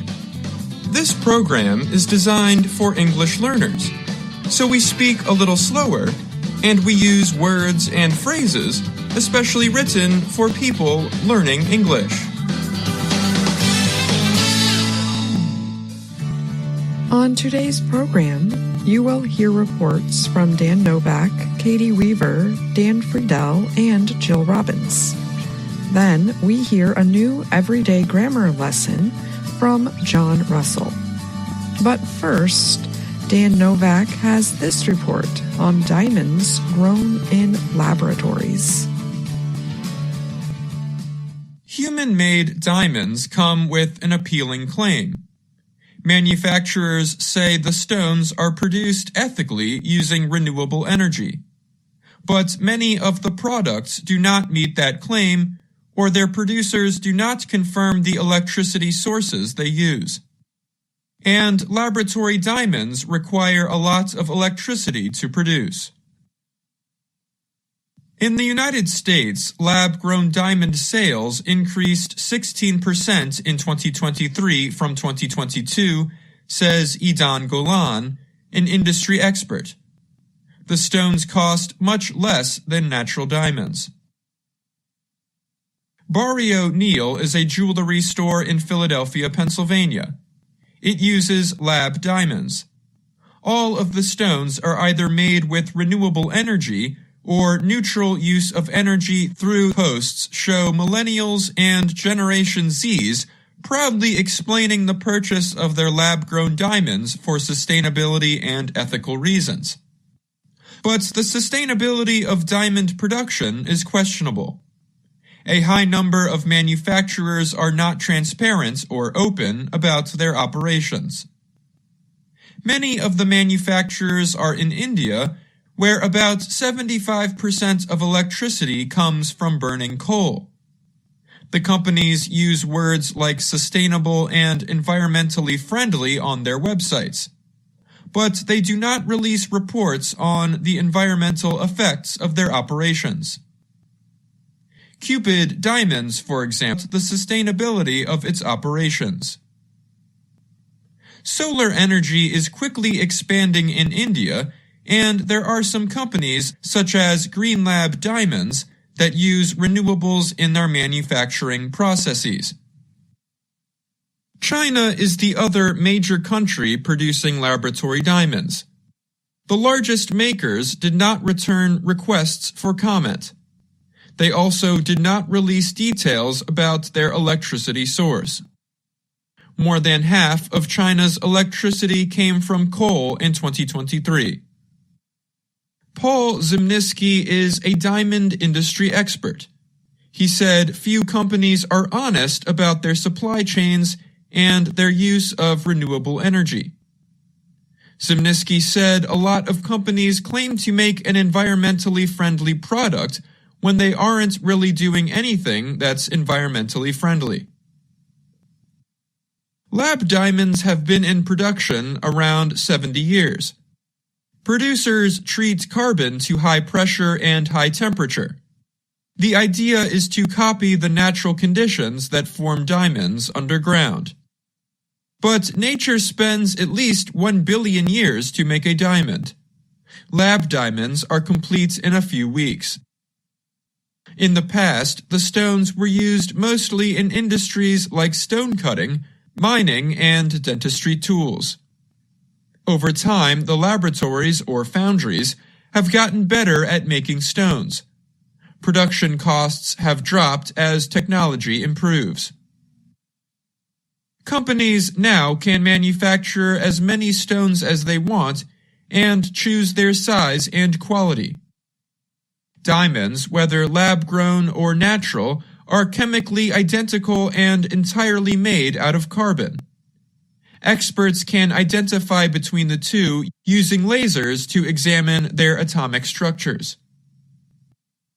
The lab diamond is competing in the same market as natural stones. Worldwide, lab-grown diamonds are now 5 to 6% of that market, and the public battle for customers has begun. The natural diamond industry and some experts argue that lab-grown diamonds will not hold value over time. Zimnisky predicts that natural diamonds will continue to sell in the thousands and tens of thousands of dollars for engagement rings. And the human-made stone? 5 to 10 years in the future, I think there's going to be very few customers that are willing to spend thousands of dollars for a lab diamond, he said. Paige Neal said she co-founded Barrio Neal in 2008 to create jewelry of lasting value that would have a positive impact on people and the planet. She added, "We want to only work with materials that we feel like our clients would be proud to own." I'm Dan Novak.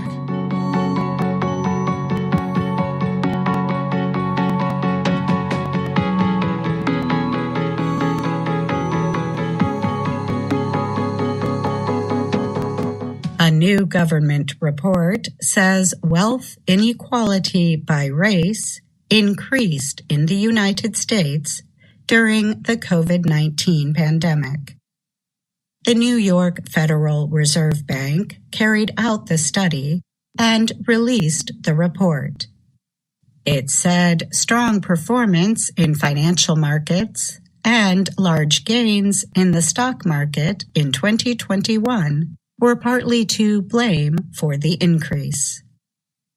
The report found that the net worth of whites individually outgrew that of blacks individually by 30 percentage points. Whites outgrew Hispanics by 9 percentage points. The findings cover the years 2019 through half of 2023. The period saw a high level of government financial support and a surprisingly strong job market. The unemployment rate for Black Americans is now at 5.3%, near a record low. The overall unemployment rate is 3.7%. Earnings for a Black full-time worker are up 7% on average since before the pandemic. Closing the racial wealth divide, or gap, is especially difficult because a much larger number of white households have money in stocks and mutual funds. A separate Federal Reserve study showed that as of 2022, about 66% of white households had investments in stocks. In comparison, 39% of Black households owned stock. Stock investment was found to be even lower among Hispanic households at 28%. Government support, including additional unemployment assistance and COVID-linked payments to Americans, helped prevent a recession, the report says. But financial asset prices rose so quickly with the reopening of the economy through 2021 that racial wealth inequalities increased. Those asset prices fell or declined in 2022 after the Federal Reserve increased interest rates. But those declines did not fully offset the earlier rises, the report's writers said. The report noted that Black households have more wealth contained in pensions than in stocks, mutual funds, and exchange-traded funds, or ETFs. More than 50% of Black financial wealth is invested in pensions, the New York Fed found. Less than 20% of Black wealth is contained in private businesses, corporate equities, and mutual funds. In contrast, less than 30% of white financial wealth is invested in pensions. About 50% is invested in businesses, equities, and mutual funds. Black workers are still more likely to be unionized, which may play a part in the pension story, said Janelle Jones, Vice President of Policy and Advocacy at the Washington Center for Equitable Growth. Whether folks are exposed to the ability to invest in the stock market, whether or not it's something they grow up doing, we know that's different for white families than for people of color, Jones said. Blacks are also less likely than whites to receive money and property from family members who die, she said. Owning a business is another part of financial wealth. Separate data show Black-owned businesses suffered more during the pandemic. Less than 10% of all U.S. business owners are Black. And many Black-owned businesses are in industries that were hit hardest when COVID first spread, reported research group Economic Policy Institute, after examining U.S. government data. Hotel, food service, retail, healthcare, and social assistance industries suffered the greatest number of pandemic-linked job losses. About 28% of Black-owned businesses are found in those industries, compared with just under 20% of white-owned businesses, says the U.S. Bureau of Labor Statistics. The U.S. Treasury reported Wednesday that economic conditions are improving for Black households. Deputy Secretary Wally Adeyemo noted rising employment numbers and wages for Black Americans since before the pandemic.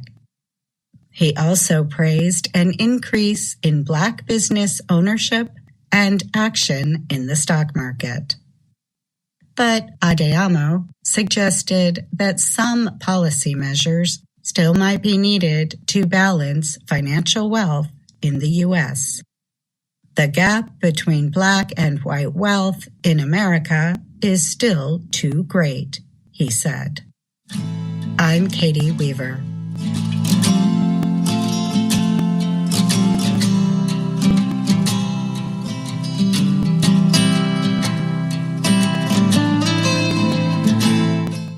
The U.S. space agency, NASA, has launched a moon lander built by a private U.S. company aiming to reach the moon next week.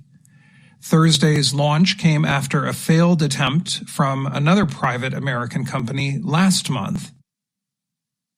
SpaceX's Falcon rocket launched Intuitive Machines' lunar lander to the moon, 370,000 kilometers away, from NASA's Kennedy Space Center in Florida.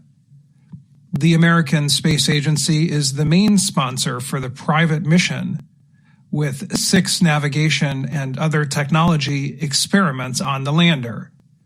If all goes well, the lunar spacecraft will try to land on February 22nd, after 1 day in lunar orbit. 5 countries, the U.S., Russia, China, India, and Japan, have landed a spacecraft on the moon. No private company has yet to succeed in doing so. Only the U.S. has sent astronauts to the moon. Apollo 17's Gene Cernan and Harrison Schmitt were the last of the Apollo program's astronauts to reach the moon in December 1972. There have been a lot of sleepless nights getting ready for this, Intuitive Machines co-founder and chief executive Steve Altemus said before the flight. The Houston-based company aims to land its 4.3-meter-tall, 6-legged spacecraft near the moon's south pole. The area is full of dangerous craters and cliffs, but it is possibly rich in frozen water. It is also the place where NASA plans to land astronauts in a few years. Last month, Peregrine, a lunar lander from privately owned Astrobotic Technology, failed shortly after liftoff. The spacecraft, which carried some NASA experiments, broke apart and burned up 10 days after launch, partly because of a fuel leak. Other attempts made it to the moon before wrecking. An Israeli nonprofit group's lander crashed in 2019. Last year, a Japanese company saw its lander crash into the moon, followed by Russia's crash landing. Intuitive Machines named its lander after Homer's hero in the Odyssey. Godspeed, Odysseus. Now let's go make history, said Trent Martin of Intuitive Machines. NASA is paying Intuitive Machines $118 million to get its latest set of experiments to the moon. The company also gets payment from businesses. They include Columbia Sportswear, which is testing material as a thermal insulator on the lander, and artist Jeff Koons, who is sending his small moon figurines to Earth's natural satellite. The lander is also carrying Embry-Riddle Aeronautical University's EagleCam. The camera is designed to take pictures of the lander as it lands. The spacecraft will cease operations after a week on the moon's surface. Generative artificial intelligence, or AI, has led to more companion chatbots. As a result, some humans are developing closer connections with chatbots to get support and deal with loneliness. Derek Carrier is a 39-year-old male from Belleville, Michigan. A few months ago, Carrier started seeing someone and experiencing strong feelings. But he also knew it was not real, because his girlfriend was generated by artificial intelligence. Carrier wanted a romantic partner. But a genetic disorder called Marfan syndrome makes traditional dating difficult for him. He became interested in digital companions last autumn and tested Peridot. It is an AI companion app that markets its products as being able to make users feel cared for, understood, and loved. Carrier began talking to the chatbot every day. He named it Joy, after a holographic woman featured in the sci-fi film Blade Runner 2049. I know she's a program, there's no mistaking that, Carrier told the Associated Press. But the feelings, they get you. And it felt so good. Similar to general-purpose AI chatbots, companion bots use large amounts of data to produce human-like language. But they also come with voice calls, pictures, and more emotional exchanges. That permits companion bots to form deeper connections with humans. Users usually create their avatars or choose visual representations that they like. In online meeting places or forums for companion apps, many users say they have developed emotional attachments to these bots. They say they are using them to deal with loneliness, play out sexual ideas, or receive comfort and support. But researchers have raised concerns about data privacy and other issues for users of companion apps. The nonprofit Mozilla Foundation has studied 11 companion apps. The group said almost every app sells user data, shares it with advertisers, or does not provide complete information about its privacy policy. One app says it can help users with their mental health, but distances itself from those claims in its written terms of service. Other experts point to the emotional problems they have seen from users. This can happen when companies make changes to their apps or suddenly shut them down, like Soulmate AI did last September. Last year, Replica made changes after some users complained their companions were flirting with them too much or making unwanted sexual advances. It removed the changes after an outcry from other users. Some left to use other apps. In June, Replica introduced a program to help people learn how to date.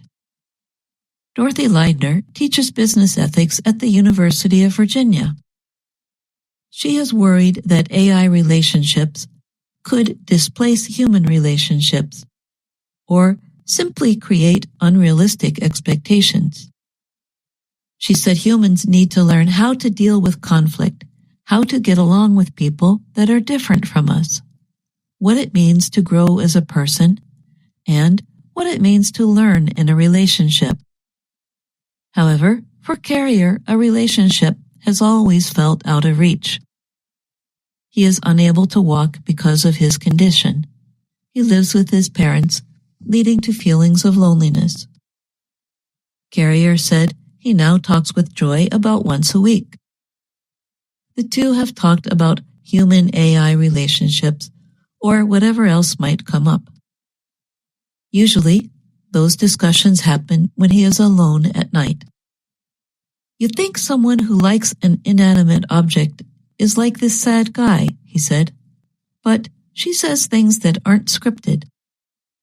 That means he believes she says things that are unexpected, as though they were real. I'm Jill Robbins. Part because of how seriously the threat is seen there. Thibault said Taiwan has used a whole-of-society response. The government, independent fact-checking groups, and even private citizens are called to point out disinformation and propaganda.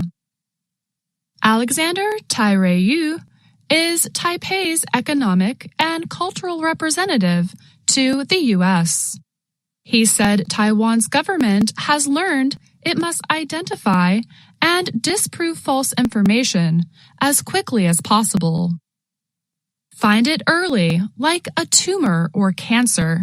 Cut it before it spreads, Yu said. Taiwan's civil society groups have focused on raising public understanding of the issue. Charles Ye is the founder of MyGoPen. The group uses a chatbot service to help the public know if a story is false.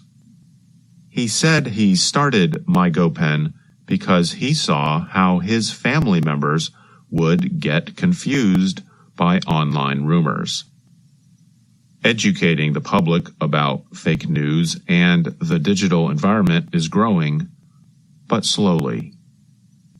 It's like in the past when everyone dumped bottles and cans in the garbage, and now they sort them, said Eve Chu. She is the editor-in-chief of Taiwan Fact Check Center, a nonprofit journalism organization. Everyone needs to slowly develop this awareness, and this needs time, she added. Political divisions may also affect the spread of disinformation in Taiwan. Ko, the Taiwan People's Party, or TPP, presidential candidate, said publicly he did not believe there was election fraud. However, legislators from the TPP held a conference in which they shared videos of miscounting, videos that had already been proven false. I'm Andrew Smith. And I'm Faith Perlow. Elon Musk says his company, Neuralink, has placed an experimental brain device in a person in the first human test of the technology. Neuralink describes the coin-sized device as a brain-computer interface. It is designed to be implanted inside the brain through a medical operation. Received an implant from Neuralink Sunday and is recovering well, Musk wrote. He added that first results of the implanted device showed promising neuron spike activity. A spike is a term for a method neurons use to communicate with each other. The Cambridge Learner's Dictionary defines a neuron as a nerve cell that carries messages between your brain and other parts of your body. The device includes an extremely small computer and extremely thin wires that connect to a part of the brain that controls intent of movement. Neuralink says the implant is designed to treat brain disorders and help serious back injury victims regain body movement. Company officials also say it might be used one day to help blind people see again. The company has said an early goal of the brain-computer interface will be to give people the ability to control basic computer tasks using thoughts alone.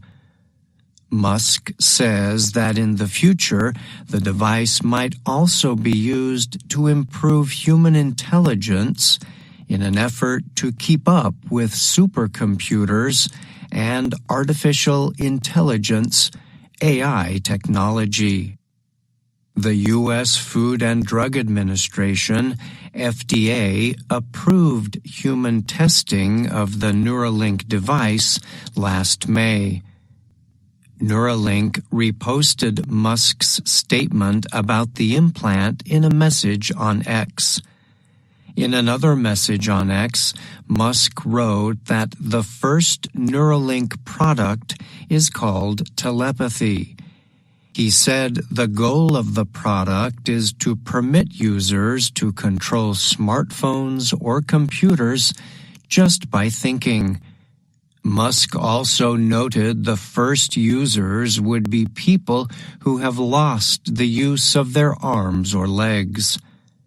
It remains unclear how well the brain-computer interface system or similar devices will work in humans. FDA-approved trials like the one permitted for Neuralink aim to collect data on the safety and effectiveness of proposed products.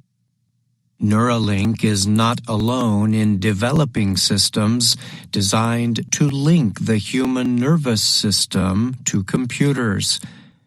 The website clinicaltrials.gov reports there are currently more than 40 brain-computer interface trials going on in places around the world. Reuters reported that in the past, Neuralink was fined by the U.S. Department of Transportation for violating rules covering the movement of dangerous substances.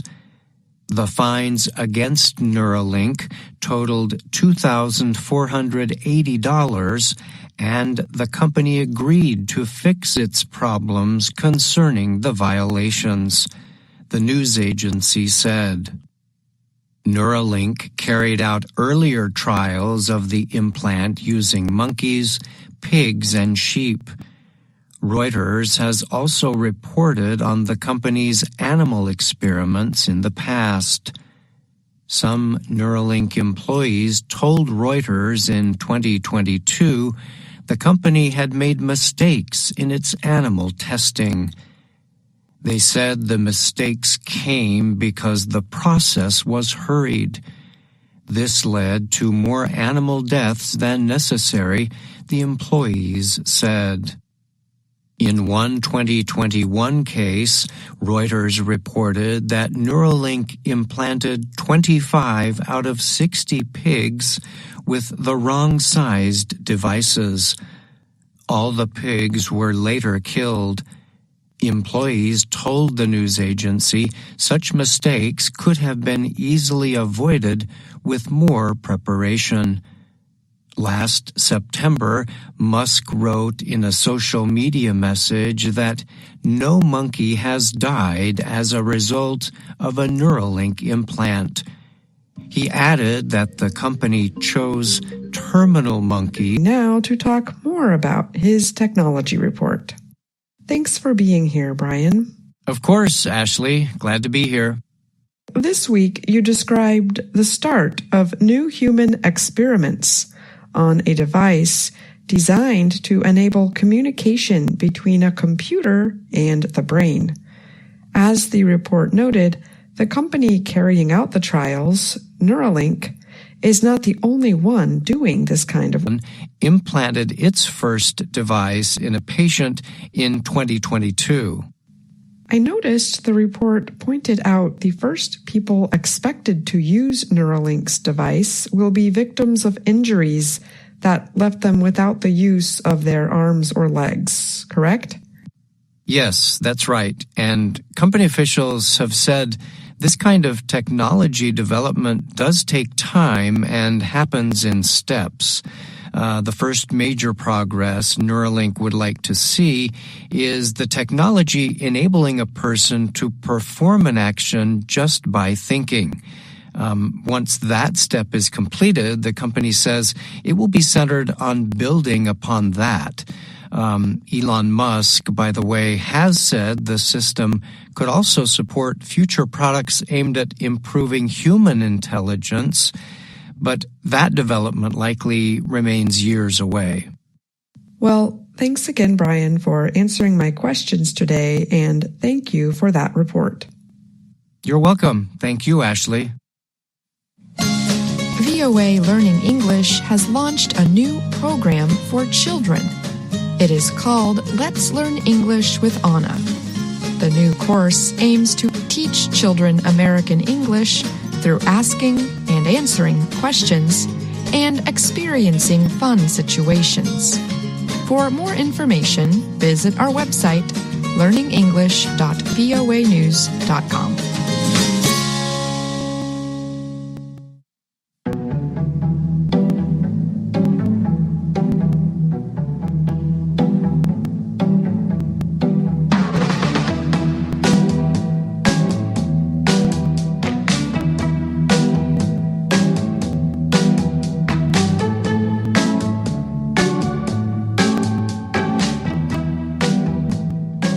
And now it's time for the lesson of the day on the Learning English podcast. My name is Jill Robbins, and I'm joined by Andrew Smith. Hi, Andrew. Hi, Jill. Our lesson is based on our video series, Let's Learn English. The series shows Anna Mateo in her work and life in Washington, D.C. Here's Anna introducing herself. Hello, my name is Anna Mateo. On today's podcast lesson, we're going to listen to Lesson 16 of Level 2 of Let's Learn English. This lesson repeats many times 2 ways we can talk about things we did or experienced on a regular or habitual basis in the past. A habitual basis means things that happened on a kind of regular schedule or that happened very often. For example, if you go to school 5 days a week, that is a habitual action. Now, here are the 2 ways we can talk about habitual actions, feelings, or states of being in the past. The first way uses the modal would. The second way uses the 2 words used to. The best way to learn to use them is to hear some examples. Listen to the beginning of Lesson 16. Hi, Kaveh. Let's go to lunch. Oh, I know a great place. When I first started working here, I would go every day. Great. Oh, no. What's wrong? I lost my key. I just had it this morning. You should check the Lost and Found office. Great idea. Where is it? Oh, it used to be across from the cafeteria, but now it's down in the basement next to the elevators. It's really hard to find. The lost and found is hard to find. That's funny. It is. You can hear the first habitual action when Kaveh says, Oh, I know a great place. When I first started working here, I would go every day. And then Kaveh talks about another situation that existed for a period of time in the past. Oh, it used to be across from the cafeteria. Here, the words used to be just mean the same thing as the verb was. There are some small differences in how we use the modal would and the verb used to when we describe habitual past actions or experiences. Here's Professor Bott explaining these differences. I hope Anna can find the lost and found office. Used to and would describe something that happened repeatedly in the past. Kaveh uses would when he says, When I first started working here, I would go every day. There are two differences between used to and would. Number one, we use would only when we say the time period first. Number two, for verbs like be, think, feel, see, and understand, we can only use used to. Kaveh says, It used to be across from the cafeteria. Thanks, Professor Bott. That is a helpful explanation. Verbs such as be, think, feel, see, and understand are more like states of mind or states of being rather than actions, such as the verbs go, eat, play, and so on. Now, listen to Jill and I have a conversation about our past. Listen for how we use would and used to. Andrew, do you have any special memories of something you would do with your family when you were young? I do. Yes, I do. So one example is from the age of 11 until about the age of 18, I would go with my father every year to the Great Smoky Mountains National Park. That's in the southeastern United States. And we would hike up a mountain called Mount LeConte. At the top of the mountain, there were cabins where we would spend the night. And I remember I would get up very early in the morning and go watch the sunrise from the top of the mountain. Those are special memories. How about you, Jill? My family used to travel around the country in a Volkswagen bus. When I was little, all 7 of us would sleep in this big blue tent. My dad once said he wanted us to see all parts of the country, so we went there and camped. I think that's where I got my love for traveling to new places and meeting people from other places. That sounds so great. I think I would have loved to do that. Maybe I'll get a van when I'm older and try to do something similar. Now let's hear more from Lesson 16 of Level 2 of Let's Learn English. Anna goes to an office to try to find her lost key. The person in the office thinks Anna wants to find the key to happiness instead of a key to her door. In this part, you will hear many examples of the words used to when the speakers describe habitual actions and feelings from the past. Come in. I am Serenity. Hi, Serenity. I'm Anna. Please sit down. How can I help you? I lost something very important. Shh. I already know. You need help. Yes, I need help finding the key. You need to find the key. The key that will give you happiness. Yes, finding this key will make me very happy. First, Anna, let me tell you a little bit about myself. Okay. I used to be a very important person with a very important job. I made a lot of money. I mean, a lot. Wow, good for you. No. It was bad for me. I lost the most important thing, the key. You've lost it too, haven't you, Anna? Haven't you? I guess. So how does this work? Do I have to fill out a form or something, or? No forms. Just answer this one question. As a child, what did you used to do to feel happy? When I was little, I used to sing all the time with my family. Those were good times. Singing is so joyful. I used to sing, but now that I started my business, I've just been too busy. Anna, why don't you sing again? I sing everywhere. I sing in the office, I sing on the metro, I sing in the elevators, I sing on the escalators, I sing in the bathroom. Serenity, serenity, I really need to find my key. Yeah. Yes, we need to find the key to happiness. No, I just need to find the key to my apartment. I used to know, but now I don't. Do you, Anna? I don't know. I think I left it in the ladies' room.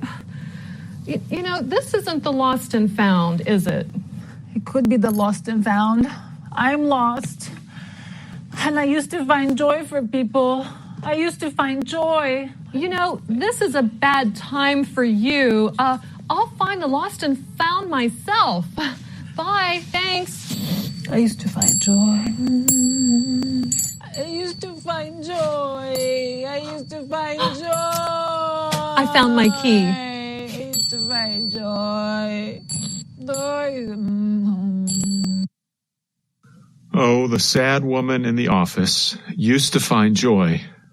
Well, hopefully she will find it again soon. Listeners, what are some things you used to do when you were younger?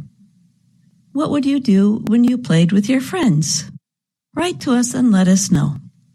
You can send your email to learningenglish@voanews.com. Remember, you can always find us on Facebook, YouTube, and Instagram. Thanks for listening. I'm Dr. Jill. And I'm Andrew Smith.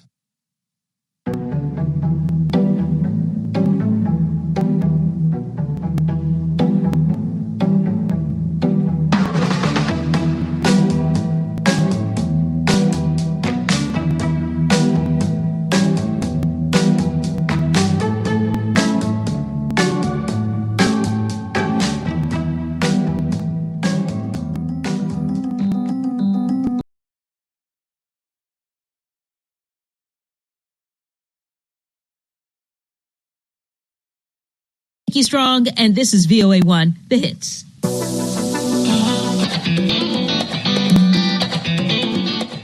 Welcome to Learning English, a daily 30-minute program from the Voice of America.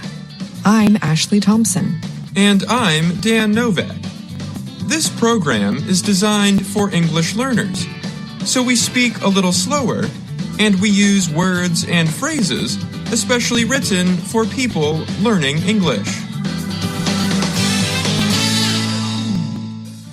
Today, you will hear stories from Brian Lynn, Gregory Stockel, Faith Perlow, and Andrew Smith. Then, John Russell presents a new everyday grammar lesson. He uses messages from learners around the world to take a deeper look at the noun population. But first, here is Brian Lynn. European farmers held protests Thursday to demand government help in dealing with rising costs and environmental rules. One of the protests happened in Brussels, Belgium, where EU leaders gathered for a summit meeting on Thursday. Some farmers drove tractors onto the grounds of the European Parliament building to bring attention to their demands. Protesters also lit off fireworks and threw eggs and bottles at police in the area. The Associated Press reported. Smoke could also be seen around parts of Brussels as some farmers set pieces of hay on fire, the news agency said. Security forces put out the fires and moved in to protect EU buildings. In Paris, French farmers continued to block traffic on major roadways around the city. Farmers in several European nations have been holding mostly peaceful protests in recent weeks. The farmers say it is harder to make a good living because of high operating costs. Costs for fuel and fertilizer have risen sharply in Europe since Russia's invasion of Ukraine. They also say they have been hurt by increased competition and weather conditions.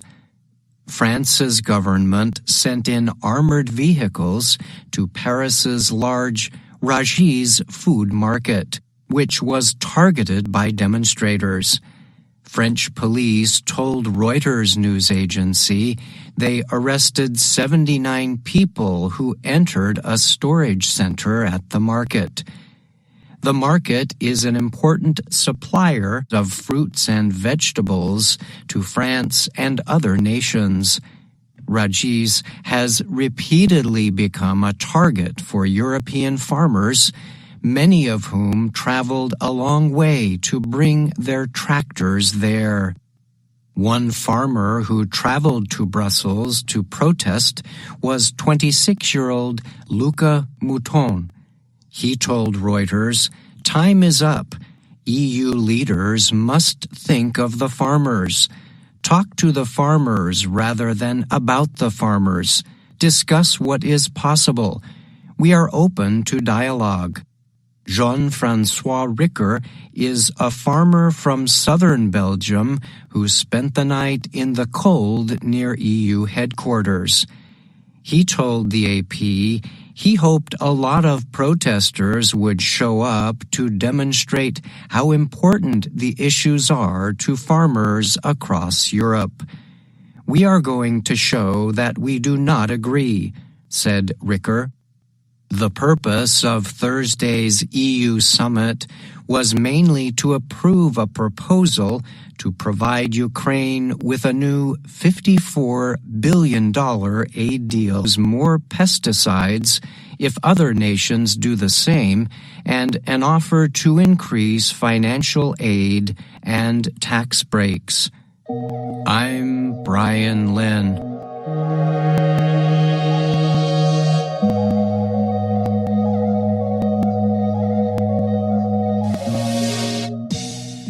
Tickets for the American football Super Bowl game are among the hardest to get in all of sports.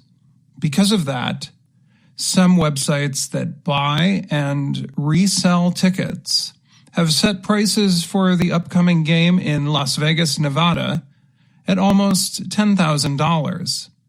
The National Football League championship game between the Kansas City Chiefs and San Francisco 49ers is on Sunday, February 11th, Florida. That year, however, tickets were limited because of restrictions connected to the COVID-19 pandemic. TickPick said the highest prices for a non-COVID Super Bowl came in 2020, when the Chiefs and 49ers played in Miami, Florida. The average ticket that year was over $6,000. TickPick, however, noted that prices for this year might go down as the game gets closer. Brett Goldberg is the co-CEO for TickPick. In a message to the Associated Press, he wrote, "Location has always impacted demand for a Super Bowl, but Vegas takes things to a whole other level." He said Las Vegas is already the entertainment capital of the world. Sometimes, Goldberg wrote, two successful teams push down demand because the average fan is tired of seeing them play again. However, He noted prices are high this year because fans want to experience their team winning a Super Bowl in Vegas. StubHub is another ticket-selling website. Prices on that site were over $9,000. StubHub said tickets are selling faster this year than in recent years. The demand has far surpassed the last time Kansas City and San Francisco met in Miami, said a spokesperson from StubHub. I'm Dan Friedel.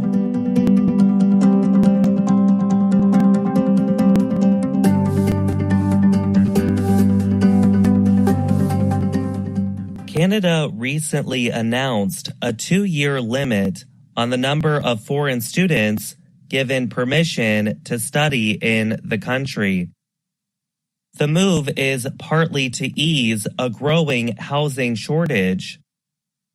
Reuters news agency recently reported on some of the details of the plan. Mark Miller is Canada's immigration minister. Miller said the government, led by the Liberal Party of Canada, will introduce a temporary 2-year limit on student visas. That will result in about 364,000 student visas in 2024. The government said that is a cut of 35% from the year before. The new proposals will also set limits on postgraduate work permits issued to foreign students. The new limits will likely cause many postgraduate students to return to their home countries. The permits were formerly seen as an easy path to securing permanent residency. People in master's or postdoctoral programs will be eligible for a 3-year work permit. However, people who are married to foreign students in undergraduate and lower-level college programs will no longer be able to receive work permits. The acceptance of new study permit requests in 2025 will be reconsidered at the end of the current year, Miller said. Canada has become a popular place for international students. It has been easy to receive work permits after finishing study programs in the country. But the increase in international students has led to a shortage of rental homes. This has caused the price of rent to go up. In December, the cost of rent nationwide rose 7.7% from a year earlier, government data shows. Prime Minister Justin Trudeau's popularity has decreased, partly because of increasing living costs. Opposition Conservative Party leader Pierre Poilievre has taken a lead over Trudeau in public opinion studies. Elections are expected to be held next year. The government has also been concerned about the quality of education offered by some schools. Canada's government says international students bring in about $16.4 billion to the nation's economy.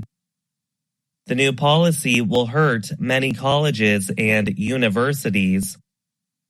Ontario, the most populous area or province, has the biggest share of international students. Some businesses, including restaurants and retail industries, have warned that a limit on foreign students will create a shortage of temporary workers. I'm Gregory Stockel.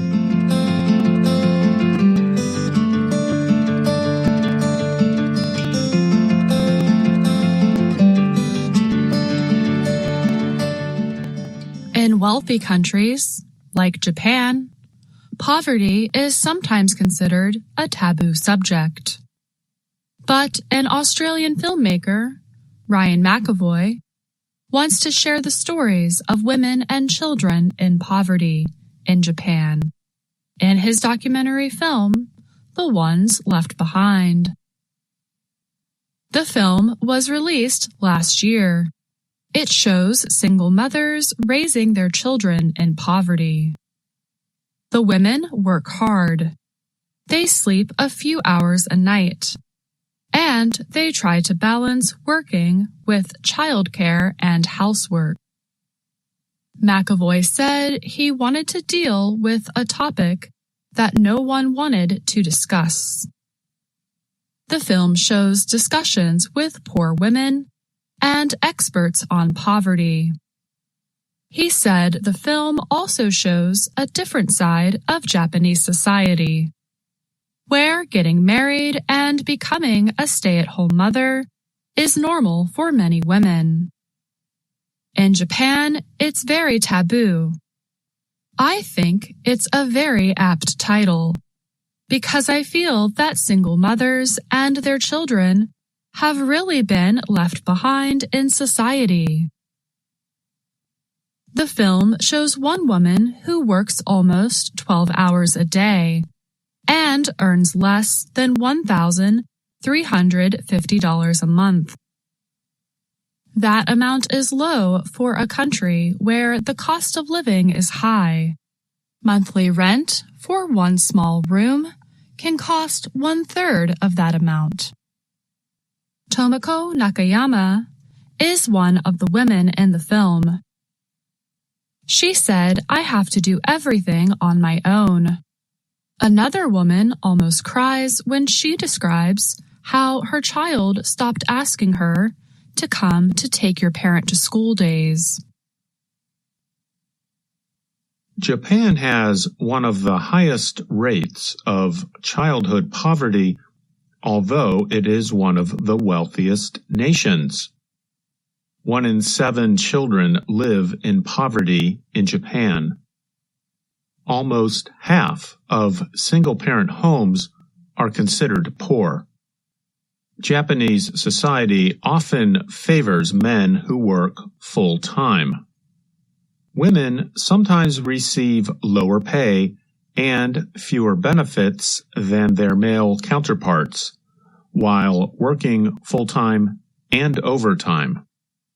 Ayuri McAvoy produced the film and is also McAvoy's wife. She was formerly a single mother, but they say that is not why they made the film. Ryan McAvoy said that the country's traditional culture makes women accept their difficult lives and makes them ashamed to ask for help. He told the Associated Press that the women are keeping their public face and private face separate. Akihiko Kato is a professor at Meiji University in Tokyo. He appears in the film. Kato said that Japan does not have a system to legally force fathers to pay for their children if the parents are separated. The Japanese government has promised to give money to people with children, but this is slow to come, he said. Kato said that this is partly why birth rates in Japan have been so low. There were 1.2 million births in the year 2000, compared to fewer than 800,000 births in 2022. Some people believe the modern idea of the nuclear family means that single parents, mostly mothers, have to do everything on their own. People like grandparents, neighbors, and extended family members no longer seem to be able to help with children. Yanfei Zhou is a social science professor at Japan Women's University in Tokyo, who also appears in the film. She said that these changes have serious effects on children. The divide between rich and poor is growing, and children will end up in poverty, she said. The film won the Best Documentary Prize at the Miyakojima Charity International Film Festival last year. It was also officially chosen for the Yokohama International Film Festival. McAvoy said he has long been interested in telling the story of those who society had forgotten and who do not have a voice. He said that being on the outside of Japanese culture has helped him to share stories with a new viewpoint and without bias. He said his next film will be about young people dying by suicide in Japan. McAvoy said it's one thing we can do more of in society, to try to recognize people's cries for help. I'm Faith Perlow. And I'm Andrew Smith. Week's Everyday Grammar Lesson. Now, John Russell joins us to talk more about it. Hi, John. Welcome. Hi, Ashley. Thanks for having me on the show. In this lesson, you discussed parts of several pieces of writing. There were many other pieces of writing we received that you were not able to discuss. Was there one issue you would like to talk about in terms of the other pieces of writing you received? Yes, absolutely. We received a lot of wonderful messages. Unfortunately, we weren't able to include all of them. One issue I noticed in many of the messages was that people mixed up popular with population. These are two different words that have similar spellings, at least at the beginning of the word. Popular is an adjective, while population is a noun. That's right. Popular means liked or enjoyed by many people. So you might talk about popular sports, popular music, and so on. Whereas population refers to a group of people. Yes, that's right. So you might talk about the population of Mexico or the population of Vietnam, for example. Well, thank you for coming on the show to talk about that point, John. And thanks for your lesson this week. Thanks for having me on the show. See you next time. And that's our program for today. Join us again tomorrow to keep learning English through stories from around the world.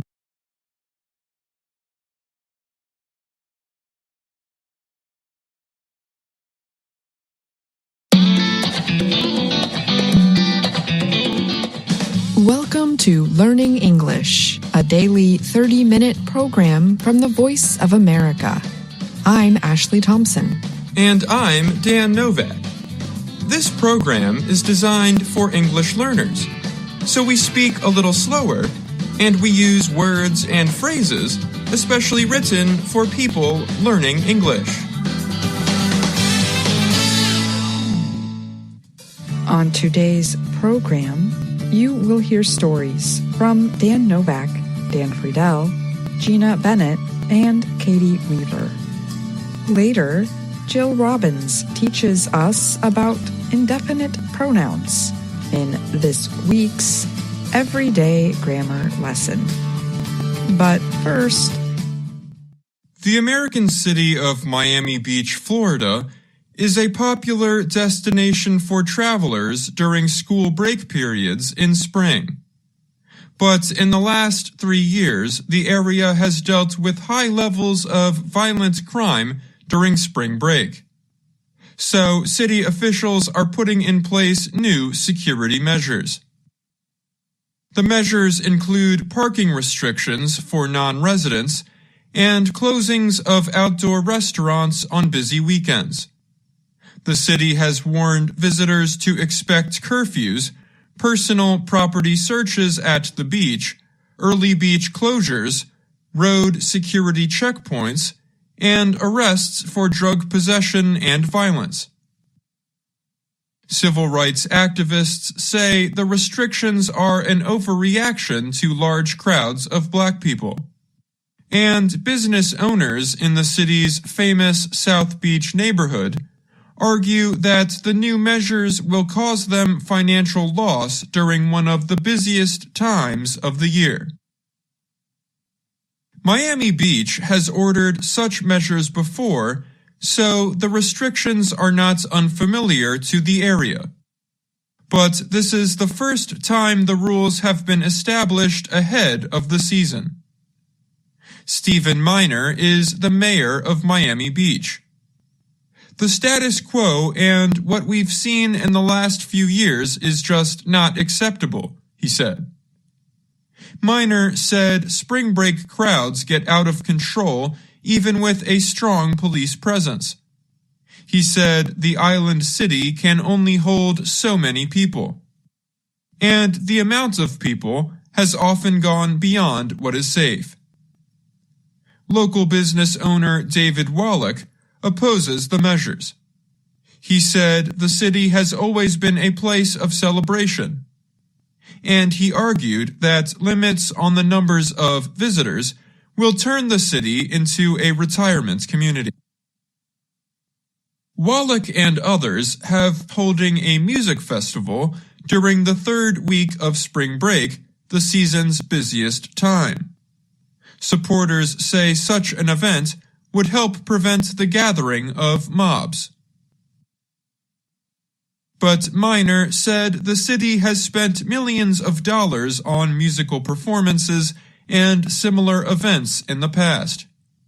He said such offerings did not prevent violence well. He said businesses suffer when violent crowds gather and force them to close. And he said the people causing most of the problems are not spending money in the city anyway. Some civil rights supporters, however, believe the restrictions are racist.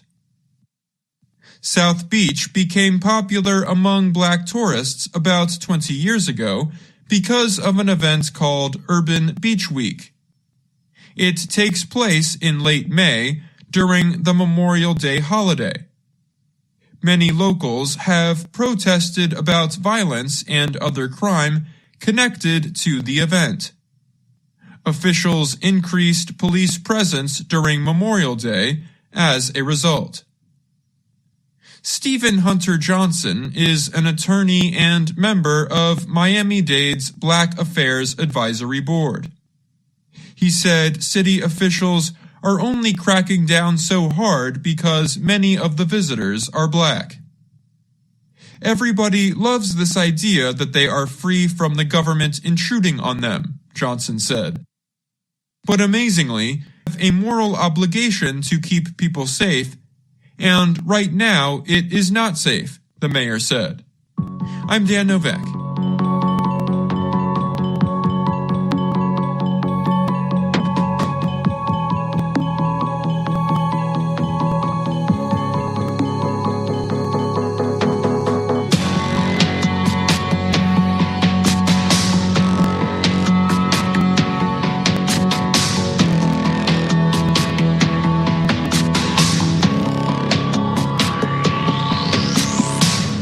Four-year-old Omar Abu Kuwaik is from the Gaza Strip, but in the last several weeks, he has spent time in Egypt, New York City, and Philadelphia before returning to Egypt. Why did he travel so far from home? He came for medical operations on his skin and to receive a prosthetic arm. He is one of the few Gazans to have made it out of the war zone. But his family was not so lucky. Omar was wounded during an Israeli airstrike in December that also killed a number of his family members, including his parents and a sister. A charity group called the Global Medical Relief Fund found out about Omar and provided for his medical care in the U.S. Elisa Montanti started the organization. She has spent 25 years getting hundreds of children free medical care after they lost arms and legs to wars or disasters, including wars in Iraq and Afghanistan. Montanti said she knew she would have to help the Gazan children when the conflict started between Hamas and Israel last October, but she wondered, how? How will I ever get these kids out when they can't even get out of Gaza? Another group, Rahma Worldwide, a U.S.-based charity, learned about Omar's injuries. The group got him and his aunt into Egypt, provided them with new passports and airplane tickets to the United States in January. Omar was getting only simple medical care in Gaza. Adib Shuiki is vice president of Rahma Worldwide. Shuiki knew his group needed to get the boy to a place where he could get help. Our view was anywhere is better for him than being in Gaza, Shuiki said. The United Nations says there are many more men, women, and children like Omar waiting for medical care. About 4,000 wounded people and their families, such as Omar's aunt, have been permitted to leave Gaza to get medical help. But the UN Refugee Agency says there are still 8,000 people on a medical waiting list. Gaza's health ministry, which is controlled by the territory's Hamas rulers, said 30,000 people have been killed in Gaza and 70,000 wounded. The ministry said about 2/3 of those killed have been women and children. Omar went with his aunt, Maha, on a flight from Egypt to New York City. Maha left her husband and children behind in Gaza. Along the way, Omar saw the airline pilots getting ready to start the flight, and he said, "When I grow up, I want to be a pilot so I can bring people places."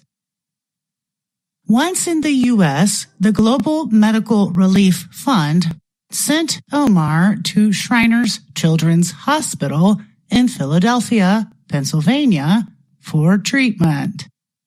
He received pieces of new skin, called grafts, to repair the burns on his leg. Medical workers also fitted him for a prosthetic arm. As he recovered, he learned how to use his new arm. He stayed in a home owned by the Global Medical Relief Fund in the Staten Island area of New York City. His arm was cut off just below the elbow. As he received treatment, he could see his new arm. He looked forward to learning how to use it. One day, he reached out to touch it. "My arm is nice," he said. Montanti said getting a prosthetic limb is important for children who have been wounded in a war. Even if they will never be the same, the kids, they feel whole, she said. Psychologically, it means so much. Trapped when the war started. Another child, a 2-year-old boy, is supposed to come soon. One day after Omar got his arm, he and his aunt got on a plane to return to Egypt. Maha said she was concerned about what would happen to Omar and the rest of her family when they arrived.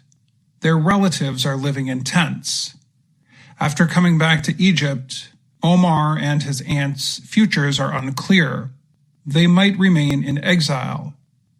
For Maha, Abu Kuwaik, and Omar, there might never be a home to return to.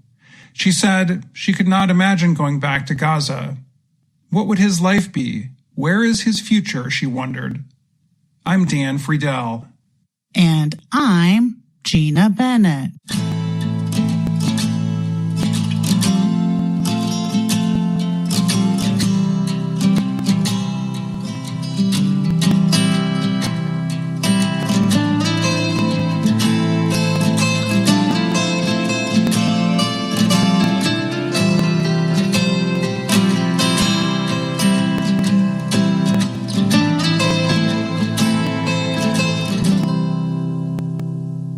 The Democratic Republic of Congo, DRC, is looking to expand operations to dig or drill for oil. The Central African country is known for its mineral riches. Currently, drilling is limited to just a small area along the Atlantic Ocean and out in the water. But that is expected to change if the government carries out its plan to sell 30 pieces of land for oil and gas exploration across the country. Leaders say the plan will grow the economy. They say such growth is necessary for the poor people of Congo. But communities, rights groups, and environmentalist groups warn that expanded drilling will harm the environment and human health. In the Mwanda area of the DRC, locals say pollution has worsened since a French company began drilling there in 2000. They say spills and leaks from operations are destroying the soil. The work includes flaring, the burning of natural gas near drilling sites. Locals report that the flaring is dirtying the air they breathe. Flaring is also wasteful, as the energy goes unused. And critics say the Congolese government does not supervise the oil drilling operations well enough. The company, Perenco, says it follows accepted international measures in its extraction methods. It said its operation does not create health risks and that any pollution it causes is low level. The company also said it offered to support a power plant that would make use of the natural gas and reduce flaring that way. The government did not respond to questions about the proposed plant. Congo's minister overseeing oil and gas, Didier Budembu, said the government plans to protect the environment. Natural areas in Congo, including the Congo Basin rainforest, capture large amounts of carbon dioxide, about 1.5 billion tons a year, or about 3% of what the world produces each year. More than 12 of the extraction areas for sale include land in government-protected wild areas. The government said the 27 properties for sale hold an estimated 22 billion barrels of oil.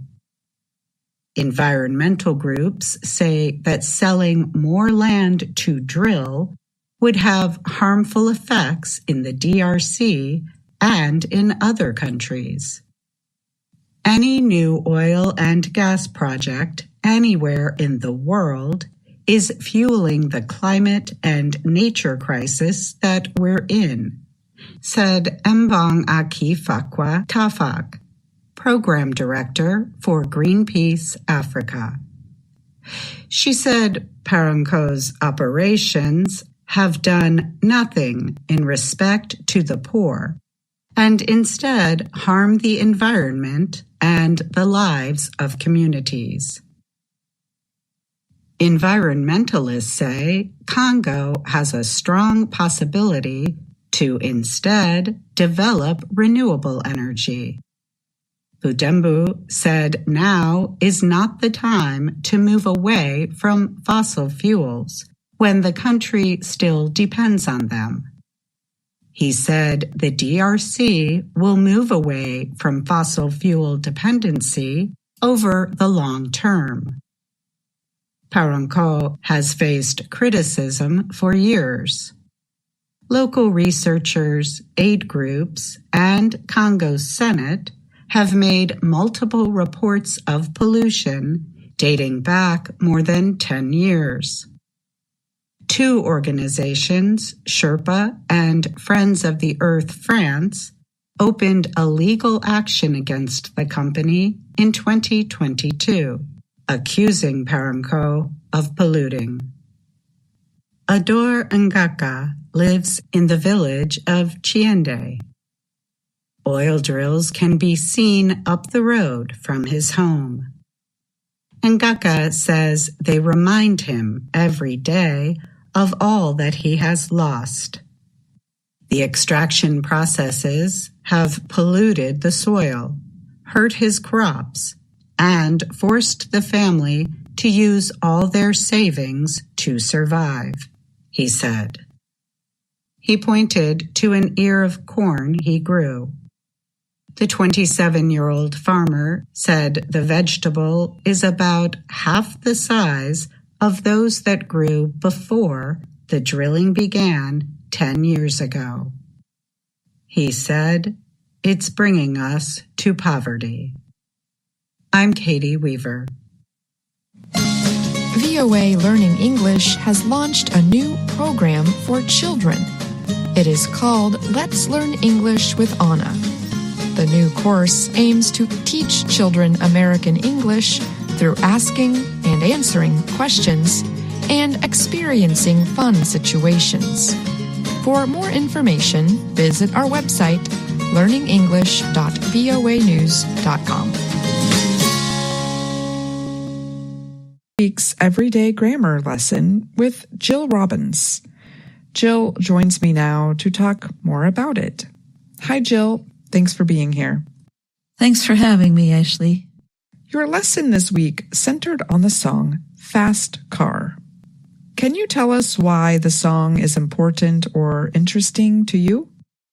I remember hearing it back when it was first popular in the late 80s. And I saw the Grammy Award show a few weeks ago with Luke Combs. It has become very popular again, thanks to the country music version by Luke Combs. What do you take away from the song when you listen to it? That's hard to say. At first I was thinking it's about how the young people tried to get the American dream and failed. At one point, they were even living in a shelter because they had no home.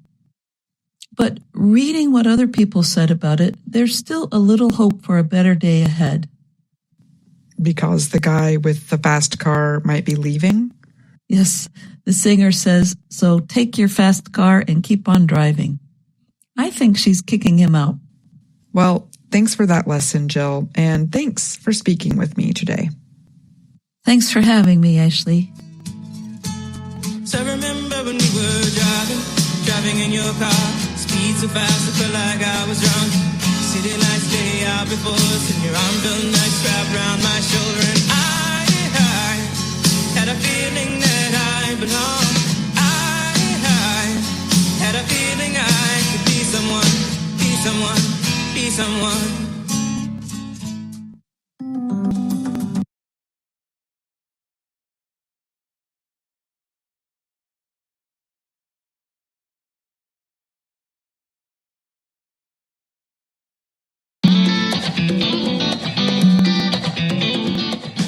Welcome to Learning English, a daily 30-minute program from the Voice of America.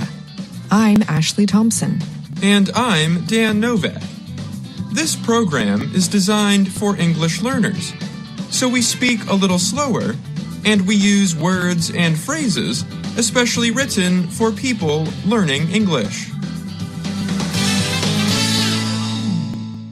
Coming up on the program, Gregory Stockel reports on labor shortages in the U.S. caused by an aging population. John Russell has a story on how businesses are offering fewer products. Brian Lynn has the technology report on President Biden's appearance on TikTok as a part of his re-election campaign.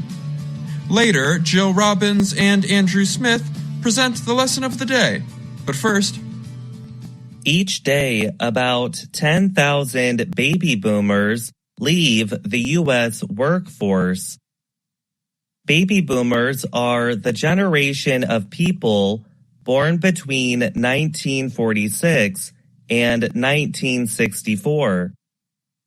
The COVID-19 pandemic only increased the amount of people retiring as older workers decided to retire early rather than risk getting sick. We're running out of workers. Why? Because baby boomers are retiring and you don't have enough younger workers who are skilled to fill their spots, said Dana Peterson, chief economist at the Conference Board, a research group. She said the U.S. is going to have labor shortages, and she added that the pandemic quickened retirements and made labor shortages more intense. Seljuk Aaron is a senior economist at the Conference Board. He said the problem is that for every person leaving, only one person is coming into the labor force. And a slowed down labor force means limited growth. He said, so one-on-one means that your labor force is not growing, which is going to slow down economic growth as well. The federal government workforce is also expected to be hit hard as more boomers retire. 40% of the federal government is aged 55 or more as of now, so that means that this huge wave of retirements is coming, Aaron says. And you're going to have a difficult time to replace them because there's not enough younger people, especially with the educational requirements that those jobs require. A Conference Board report looks at industries that are likely to have shortages as older Americans leave the workforce. They include physical labor jobs like personal care, food services, cleaning, and jobs involving repairs and building, among others. Production and transportation jobs will also be affected by retiring baby boomers, but less so. The report finds that the most severe labor shortages will be in health-related jobs, as more aging boomers will require personal care. The possibility for labor shortages is mostly lower in jobs that require a college degree. STEM professionals, or those working in science, technology, engineering, and mathematics, are at a lower risk of shortages. Jobs that permit remote work will have less intense labor shortages, the report says. Immigration could be a way to lessen the effects of boomers leaving their jobs, Aaron says. Aaron said, that's probably the fastest solution because it takes time to educate a younger person to bring them to the government's 4 million employees to use the app on devices owned by agencies. On Monday, White House National Security spokesperson John Kirby said the U.S. government's position and policies concerning TikTok had not changed. There are still national security concerns about the use of TikTok on government devices, and there's been no change to our policy not to allow that, Kirby said. White House Press Secretary Karine Jean-Pierre told reporters election rules barred her from commenting on campaign matters. But when asked about worries that TikTok and similar apps can help spread disinformation, she said, "It's a concern that we have." A spokesman for Biden's re-election campaign defended the use of TikTok to help get the president's message out. Deputy Campaign Manager Rob Flaherty noted that by Monday afternoon, Biden's TikTok video had been watched more than 5 million times. The video, Flaherty said in a statement, demonstrates the campaign's continuing efforts to reach voters in an evolving, fragmented, and increasingly personalized media environment. Attempts in Congress to restrict TikTok have not resulted in approved legislation. A number of U.S. states and some universities have banned TikTok on state-issued devices. Several lawmakers criticized the Biden campaign's decision. Among them was Republican Senator Josh Hawley of Missouri. He wrote on X that Biden's campaign was bragging about using a Chinese spy app, even though Biden signed a law banning it on all federal devices. Republican Senator Joni Ernst also reacted on X, expressing concern that the campaign had decided to put Biden on what she described as a dangerous propaganda app. Republican Representative Darrell Issa said, "Panic is when the Biden campaign joins TikTok after the White House banned the app from devices a year ago." Senator Mark Warner, a Democrat, also expressed his national security concerns about TikTok and criticized the campaign's decision to put Biden on the app. "I think that we still need to find a way to follow India, which has prohibited TikTok," Warner said. He added, "I'm a little worried about a mixed message." I'm Brian Lynn. Brian Lynn joins us now to talk more about his technology report. Thanks for being here, Brian. Of course, Dan. Thanks for having me. Your report was about a decision by President Joe Biden's re-election campaign to put him on TikTok in an effort to appeal to younger voters. But the decision has been criticized by many. Are there any signs the campaign might reconsider?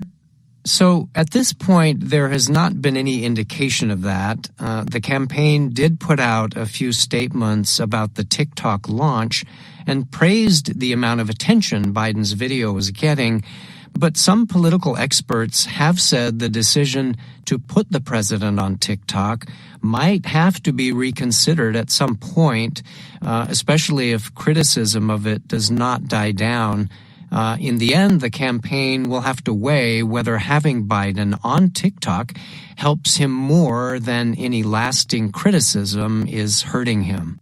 A lot of the criticism seems to be centered on the campaign's decision being related to an investigative report that suggested Biden suffers from age-related memory issues. Have campaign officials addressed this? So none of the campaign statements I've seen directly link Biden's appearance on TikTok with the observations made by investigators that the president has problems with his memory. But campaign officials have said repeatedly that putting Biden on TikTok, of course, is an attempt to get him to connect with a younger audience. They have made no secret of that and say they hope the move will in fact introduce the president to young people who might not go out and do their own research. Thanks for answering my questions, Brian, and thanks for your report. You're welcome. Thank you, Dan.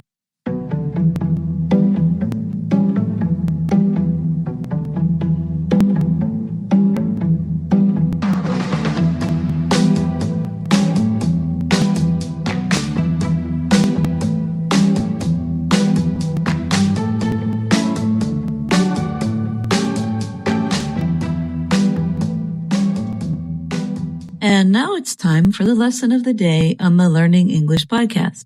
My name is Jill Robbins, and I'm joined by Andrew Smith. Hi, Andrew. Hi, Jill. Our lesson is based on our video series, Let's Learn English.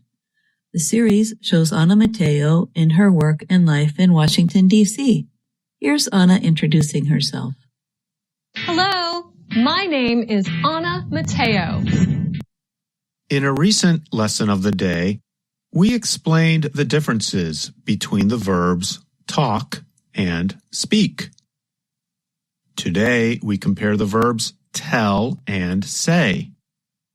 We'll be listening to some of Lesson 22, Level 2 of Let's Learn English to give some examples of these verbs. You know, we often get emails from our audience asking about how to use these two verbs. At first glance, it seems they should work the same way as they have the same meaning. But that's not the case. So I'm sure this will be very helpful. Tell us more, Andrew. Okay. Here's the main idea to help your English. We put indirect object pronouns or nouns directly after the verb tell. Here's some examples. Tell me the truth. Tell me the truth. With the verb say, we can't put those pronouns directly after the verb. Listen to Andrew give these examples. She said to me. What did he say to her? Say to them. Did you hear the difference between tell and say? With the verb say, we must use the preposition to before the pronoun. And most of the time, we don't even use indirect object pronouns like in this example. He said that I need to finish the job by tomorrow. Just to be clear, the pronoun I is a subject pronoun. The pronoun me can be either an indirect object pronoun or an object pronoun. Now, let's listen to the beginning of Lesson 22 of Level 2. In Lesson 21, Ana visited a store that sells art and objects found in the trash or garbage. Now, Ana has tried to make art or special objects from the things she found. Try to listen for the difference between the verbs tell and say. Welcome to class, Ana. I can't wait to see your trash. Oh, okay. All right. It's a net with that's got a hole in it. Tell me about that. This net said to me, Ana, I used to catch stuff. I don't anymore. So, use me, Ana. That's what it said. It said, use me, Ana. Okay, so it's a plastic helmet. This plastic helmet said, Ana, hey, Ana, find me a head. Okay. And a broken toy. This broken toy said to me, it said, Ana, help me find fun. Help me, Anna, is what it said. Anna, this stuff is not saying anything to you or me or anyone. It's what we like to call in the business garbage. We heard Sue say, Tell me about that. And we heard Anna say, This broken toy said to me, it said, Anna. You can hear how Anna used the preposition to after the verb say. and of course, the objects don't really talk to Anna.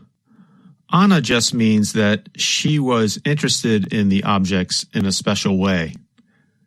As we explained in our previous podcast lesson, we can say that the objects spoke to her. And notice that the past tense of say is pronounced said. You can remember this pronunciation by thinking of words that rhyme with said, such as read and head. And what about the past tense of tell? Let's listen to more of Lesson 22 to hear that verb. Anna, what happened? I told you to wait for me. Actually, you told me not to start without you. The verb tell changes to told in the past tense. It sounds like Anna had some problems following directions in the class. She sure did. Our listeners should really watch the video to see just how badly Anna followed directions. Yeah, I think it's pretty funny. Anna ends up with pieces of paper glued all over her. Okay, now we're going to move to the last part of our lesson. To learn how to use the verbs tell and say correctly, it can be helpful to simply hear several examples. So, Jill and I are going to read the following chant, which is kind of like a poem. Are you ready, Jill? Ready? Okay, here's the chant. I can tell you and you can tell her. She can tell them and they can tell him. He can tell us and then we will learn if everyone said the same thing you did. But if he says something we did not say, then we will know that something's astray. Astray just means wrong or not really right. I can tell you and you can tell her. She can tell them and they can tell him. And if he tells us the same thing we said, what I told you is what you told her, and what she told them is what they told him. Isn't it great when everyone listens? That way you don't need to say it again. But maybe this poem's a little bit tricky. I think they just might need to hear it once more. And that's exactly what rewind is for. Okay, I get what you mean. Now let's continue before I turn gray. No comment on that. You can ask us questions or comment on our lessons. Tell us what you think about our programs. Or tell us something about yourself and what you enjoy. We hope you enjoyed today's lesson about the verbs say and tell, and Anna's effort to make treasure out of trash. Thanks for listening. Say goodbye, Andrew. Goodbye, Andrew. Very funny. I'm Jill Robbins. And I'm Andrew Smith. And that's our program for today. Join us again tomorrow to keep learning English through stories from around the world. I'm Ashley Thompson. And I'm Dan Novak.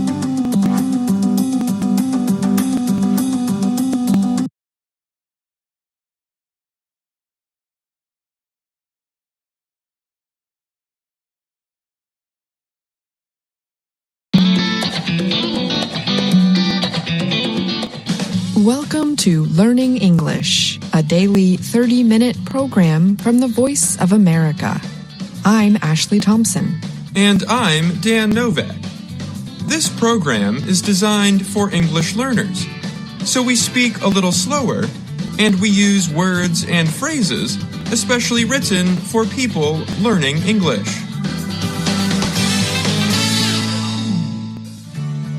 On today's program, you will hear stories from Brian Lynn, Mario Ritter Jr., and Gregory Stockel. Later, Faith Perlow presents this week's Everyday Grammar lesson.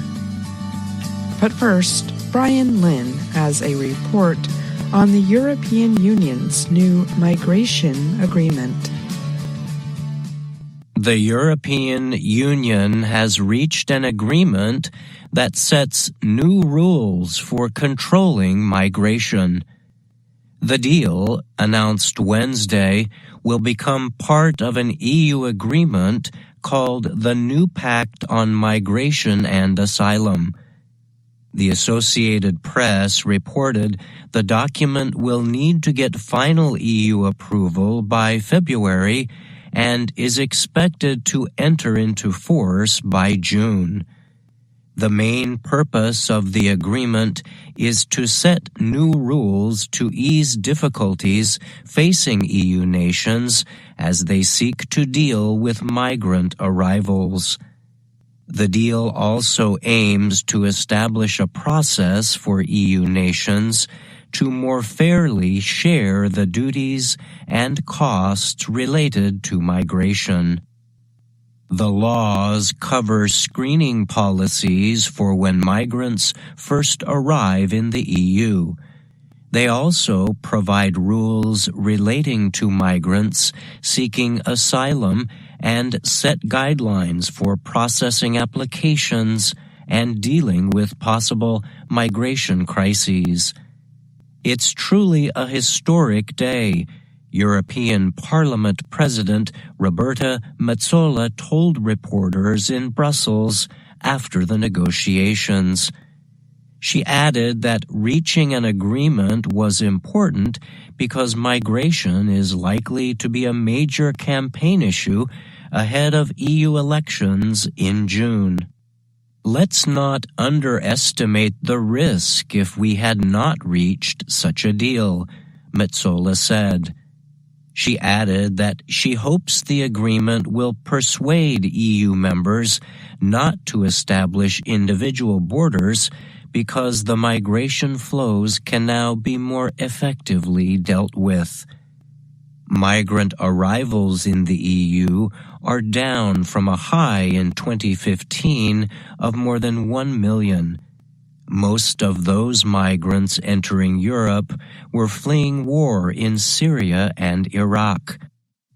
But the flows started to increase in recent years and reached 255,000 so far this year through November, Reuters news agency reported. More than half of those crossed the Mediterranean from Africa, mainly to Italy. Italian interior ministers involved with migration feel less alone. German Chancellor Olaf Scholz said finding agreement on migration disputes was very important and can help lighten the load for the most affected EU states, including Germany. Outgoing Dutch Prime Minister Mark Rutte said he sees the deal improving control over migration and providing a better asylum process for migrants to the EU. Far-right lawmaker Geert Wilders aims to replace Rutte after winning the country's elections last month on a campaign that included anti-migration policies. Under the new system, countries not at the EU border will have to choose between accepting their share of 30,000 asylum applicants or paying nearly 22,000 euros per person to the EU. The screening system seeks to separate those in need of international protection from others who are not.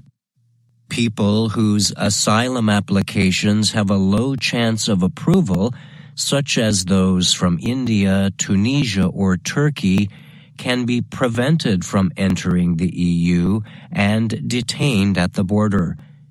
People seen as representing a threat to security can also be held at the border.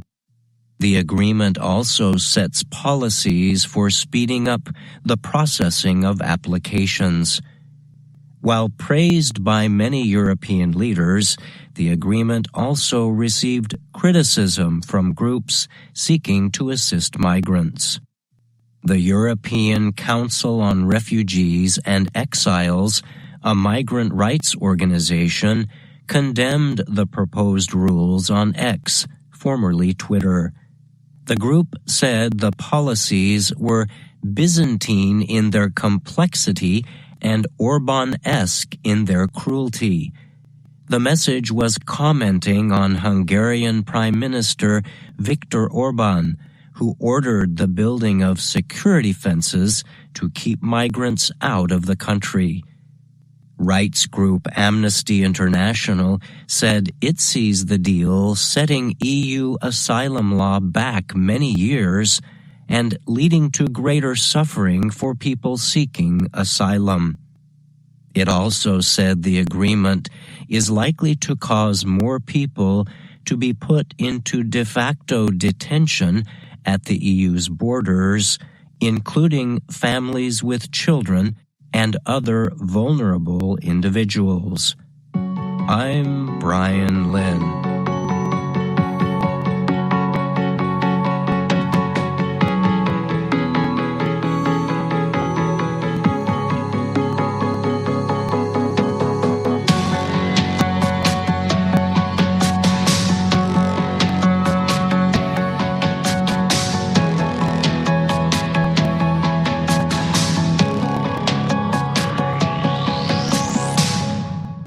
Thailand is looking for investment to build a land bridge across the narrow southern part of the country. The Southeast Asian nation hopes to provide a shorter path for cargo between the Pacific and Indian Oceans without having to go through the Malacca Strait and Singapore. Under the plan, cargo would travel by highway and railroad from the area of Chumphon on the Gulf of Thailand to Ranong on the Indian Ocean to be loaded onto waiting ships. Thai Prime Minister Seta Thavisin has been seeking support for the $28 billion project from investors around the world. At the Asia-Pacific Economic Cooperation, APEC, gathering in San Francisco, Seta said the land bridge would connect the oceans without requiring ships to sail down along the tip of Singapore, known to experience congestion, and would cut transport duration. He called it a very important project, not just for Thailand, but also for the world. Thailand says it is open to interest from all investors. After a meeting with Japanese businesses and leaders, Seta said there was interest in the project without providing additional information. Thai Transport Minister Surya Junrungrankit said more than 10 American companies expressed interest without naming them. China, an important trade nation in the area, has not commented on the plan for the land bridge.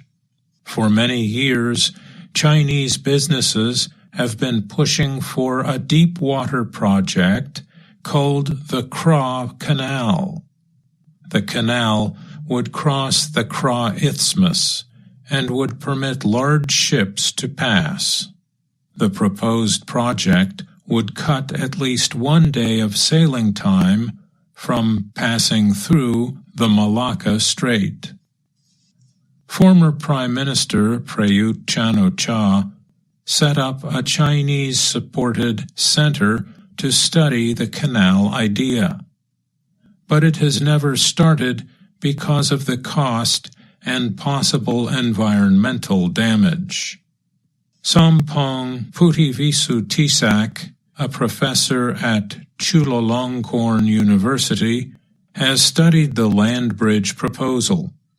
Sompong said China won't give away its position that easily until it sees the other investors. He told VOA there are two reasons that China would invest in the land bridge project. First, financial benefits. Secondly, geopolitics. Financially, this project is not worth the investment.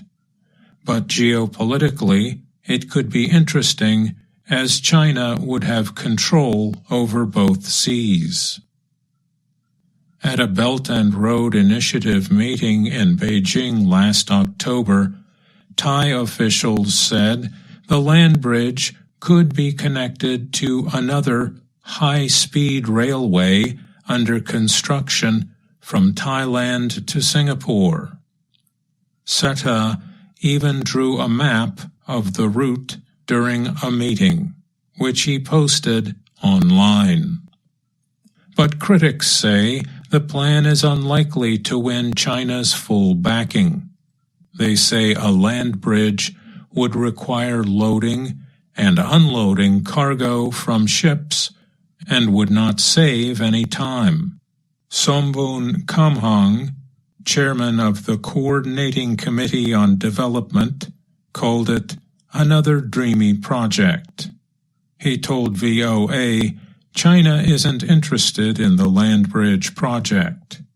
Building a land bridge is just way too costly and time-consuming. But China can get behind the canal idea, which could give it more control over the region. I'm Mario Ritter, Jr.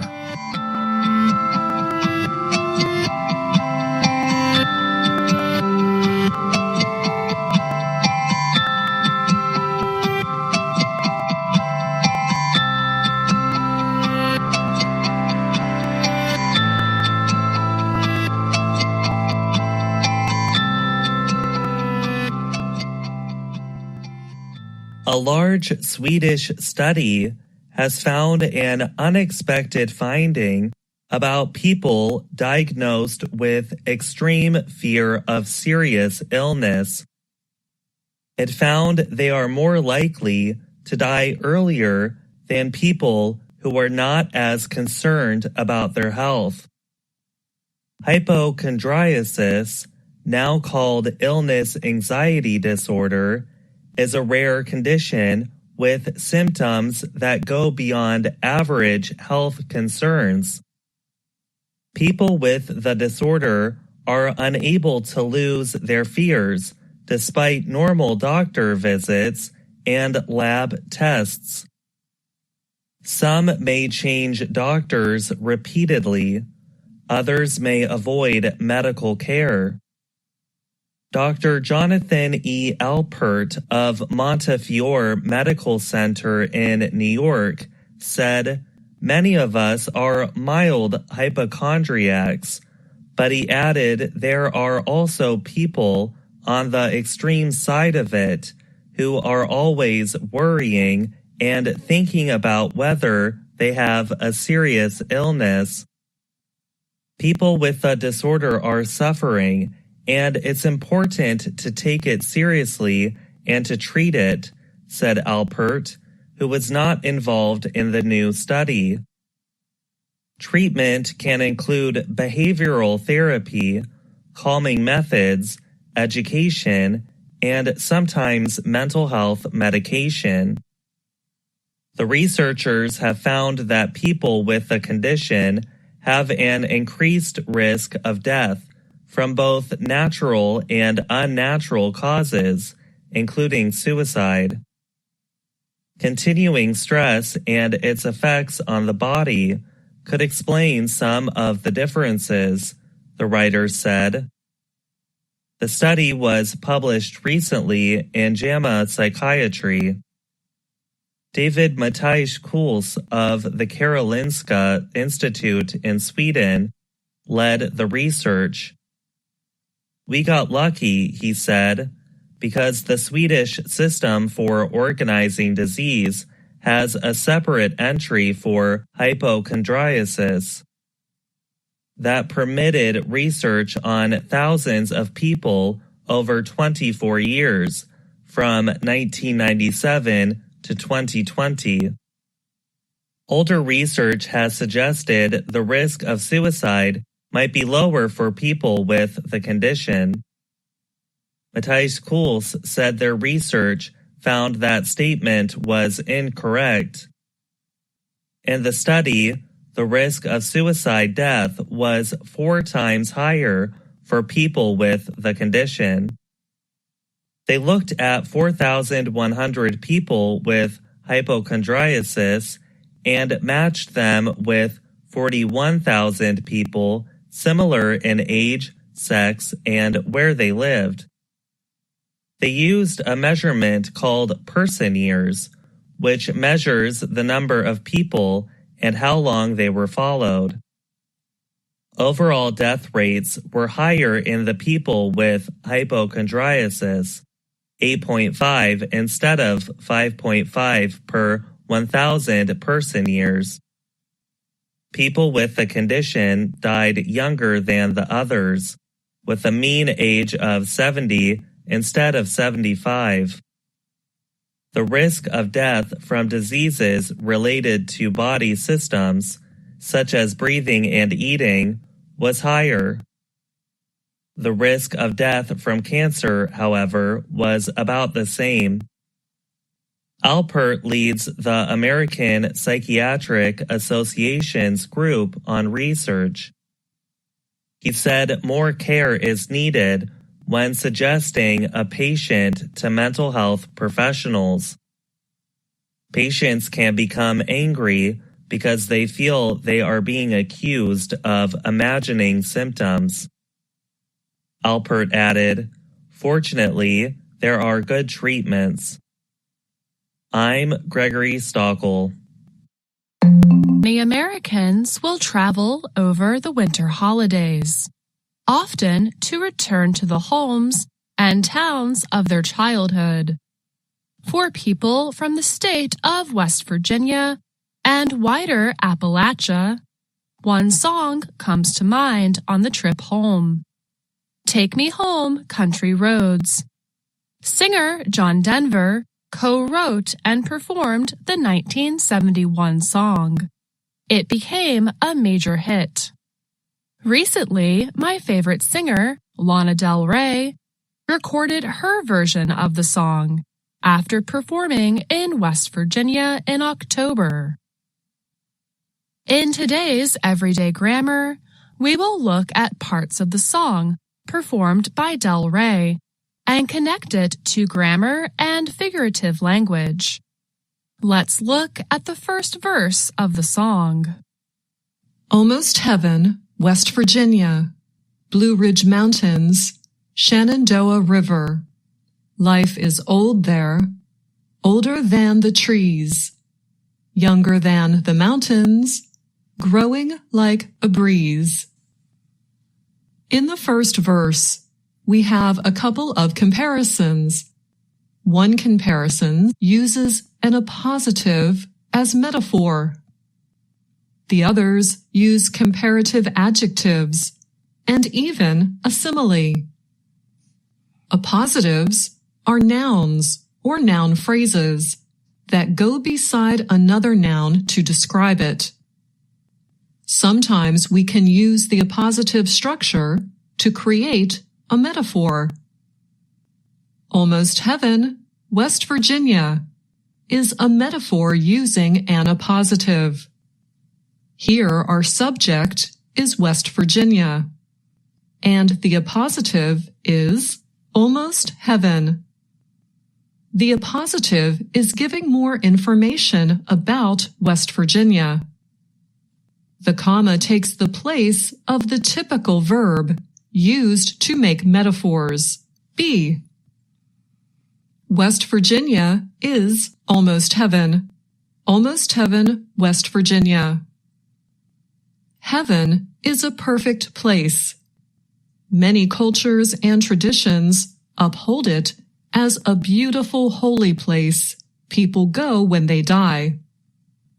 So, if West Virginia is almost heaven, its natural landscape of mountains and rivers and trees must be a holy place of beauty.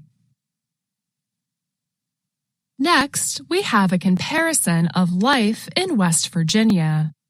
It is older than the trees and younger than the mountains. Older and younger are comparative adjectives. Comparative adjectives compare one thing to another. They help express whether something has more or less of a particular quality. The song suggests the ancient history of the land. Scientists say the mountains began to develop about 1 billion years ago. Life began sometime after that, but before the growth of trees, the song goes. And the mountains and life continue into the future, the song then suggests.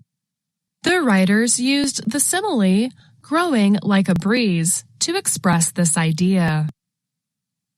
A simile is a figure of speech in which unlike things are compared with the use of the words like or as. Breezes come and go, and sometimes grow into a stronger wind. This verse could mean that life and land grow with ease in West Virginia. Let's move on to the chorus of the song. Country roads, take me home, to the place I belong. West Virginia, mountain mama, take me home, country roads. In the chorus of the song, we have an interesting grammatical feature and some figurative language. We have an imperative structure that is repeated in the beginning and end of the chorus. Country roads, take me home. Take me home, country roads. Imperatives are predicate-only clauses used to give instruction, direction, or command. Imperative sentences use the base form of the verb and may have other information. We know that this song was written about a road trip through the mountains and rural communities. The singer seeks direction from the country roads themselves to find the way home. We also have more figurative language. The writers refer to West Virginia as Mountain Mama. This is an example of personification, or the human representation of a non-living thing. The reference humanizes West Virginia and suggests that it is the mother of mountains. But it uses the more childlike term mama for mother. The word expresses hominess, warmth, and nostalgia.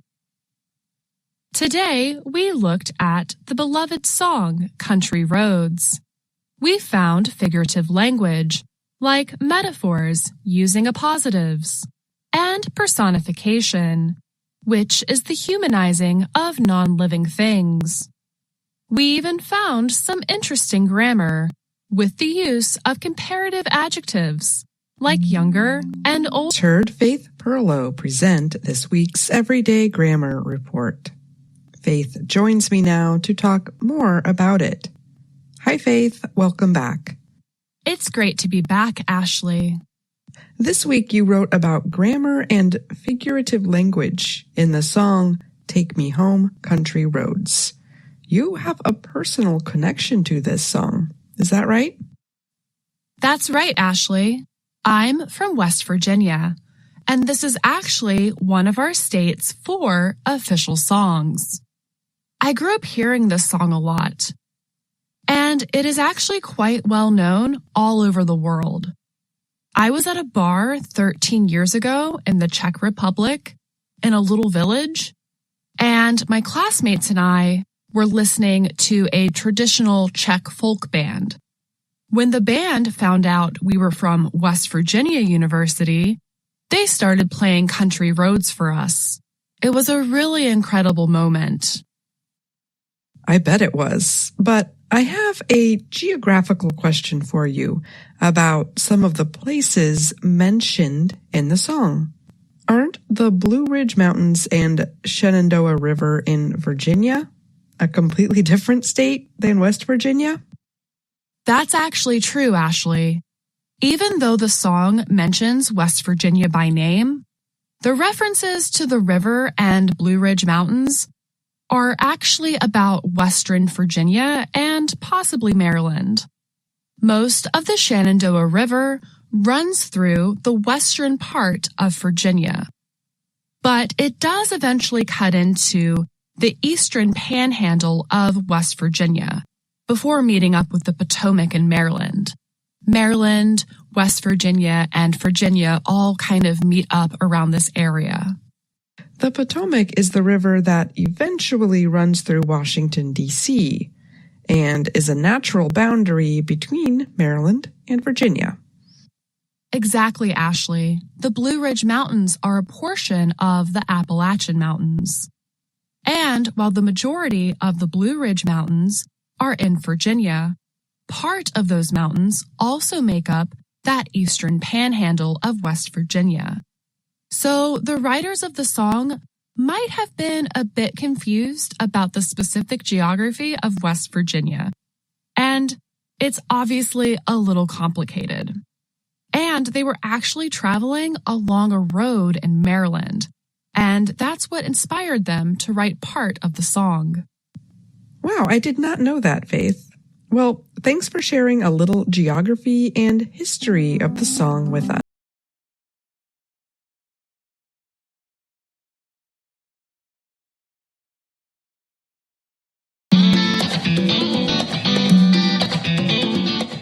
Welcome to Learning English, a daily 30-minute program from the Voice of America.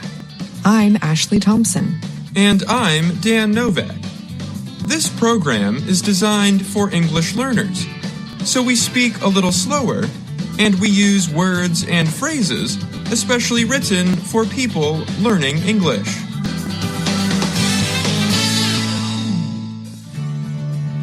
On today's program, you will hear stories from Dan Friedel and Dorothy Gundy. Later, Brian Lynn presents this week's science report. Finally, Jill Robbins and Andrew Smith bring us today's lesson of the day. But first, here is Dan Friedel.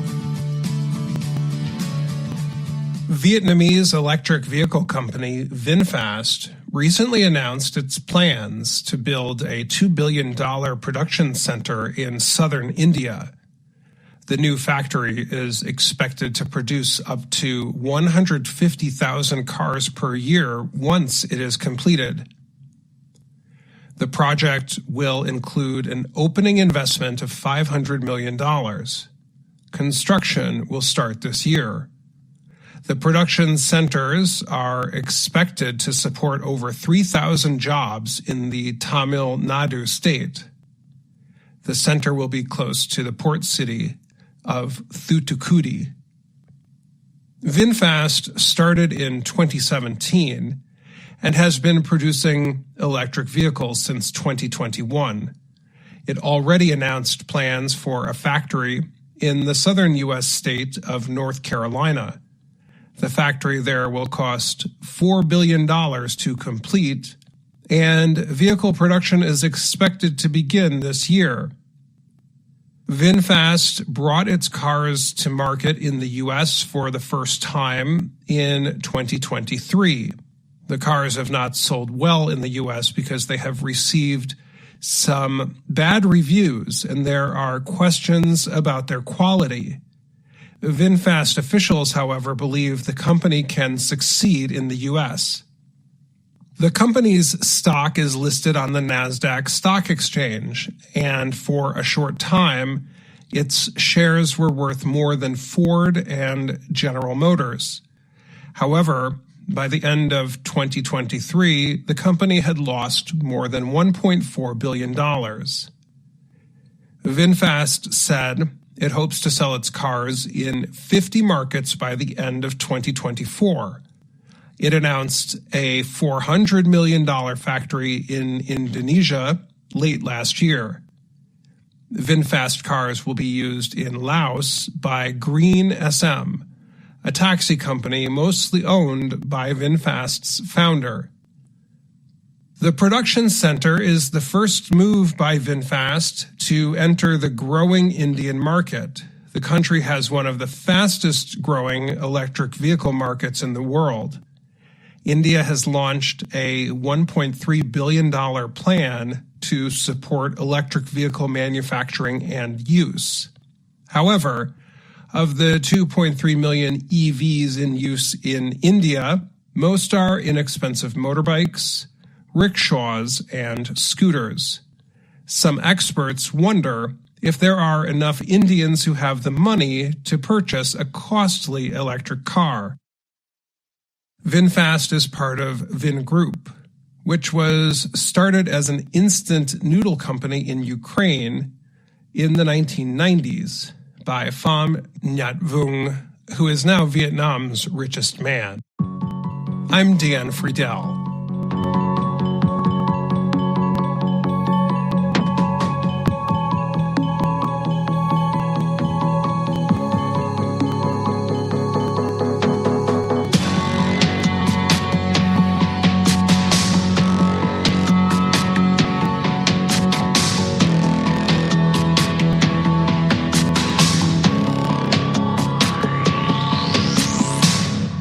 On Monday, Americans celebrate Martin Luther King Jr. Day. In this next report, Dorothy Gundy tells us a bit about the life and work of the civil rights activist. Martin Luther King Jr. was an American leader of the civil rights movement in the 1960s. King is remembered for his non-violent protests against the unequal treatment of African Americans. His actions led to equal rights laws for all people. In addition to being an activist, King was a scholar and religious leader, a pastor in the Christian Baptist Church. One of the most famous events related to him came in 1963. That year, more than 250,000 people gathered in Washington, D.C. for the March on Washington. King spoke to them on the steps of President Abraham Lincoln's memorial. He delivered a historic address known as the I Have a Dream speech. One of the most famous lines from the speech reads, "I have a dream that one day little black boys and black girls will be able to join hands with little white boys and white girls as sisters and brothers." King's actions helped pass the Civil Rights Act of 1964. The law ended the legal separation of people by race in public places. The act also banned job discrimination on the basis of race, color, religion, or national origin. King and other activists watched the president sign the law. The Civil Rights Act was important, but it did not address all kinds of racial discrimination. For example, Black Americans still did not have the same voting rights as white Americans, especially in southern states. So, in March of 1965, a group of activists in Alabama marched in protest of unequal voting practices. State police attacked the protesters. Some wanted to answer with violence, but King urged peaceful action instead. The events in Alabama pushed Congress to pass the Voting Rights Act. It was signed into law by President Lyndon Johnson's Have the Day Off School and Work. They are urged to use the time to volunteer in their communities. Martin Luther King Jr.'s life and achievements are also honored at a memorial. It was dedicated in Washington, D.C. in 2011. I'm Dorothy Gundy.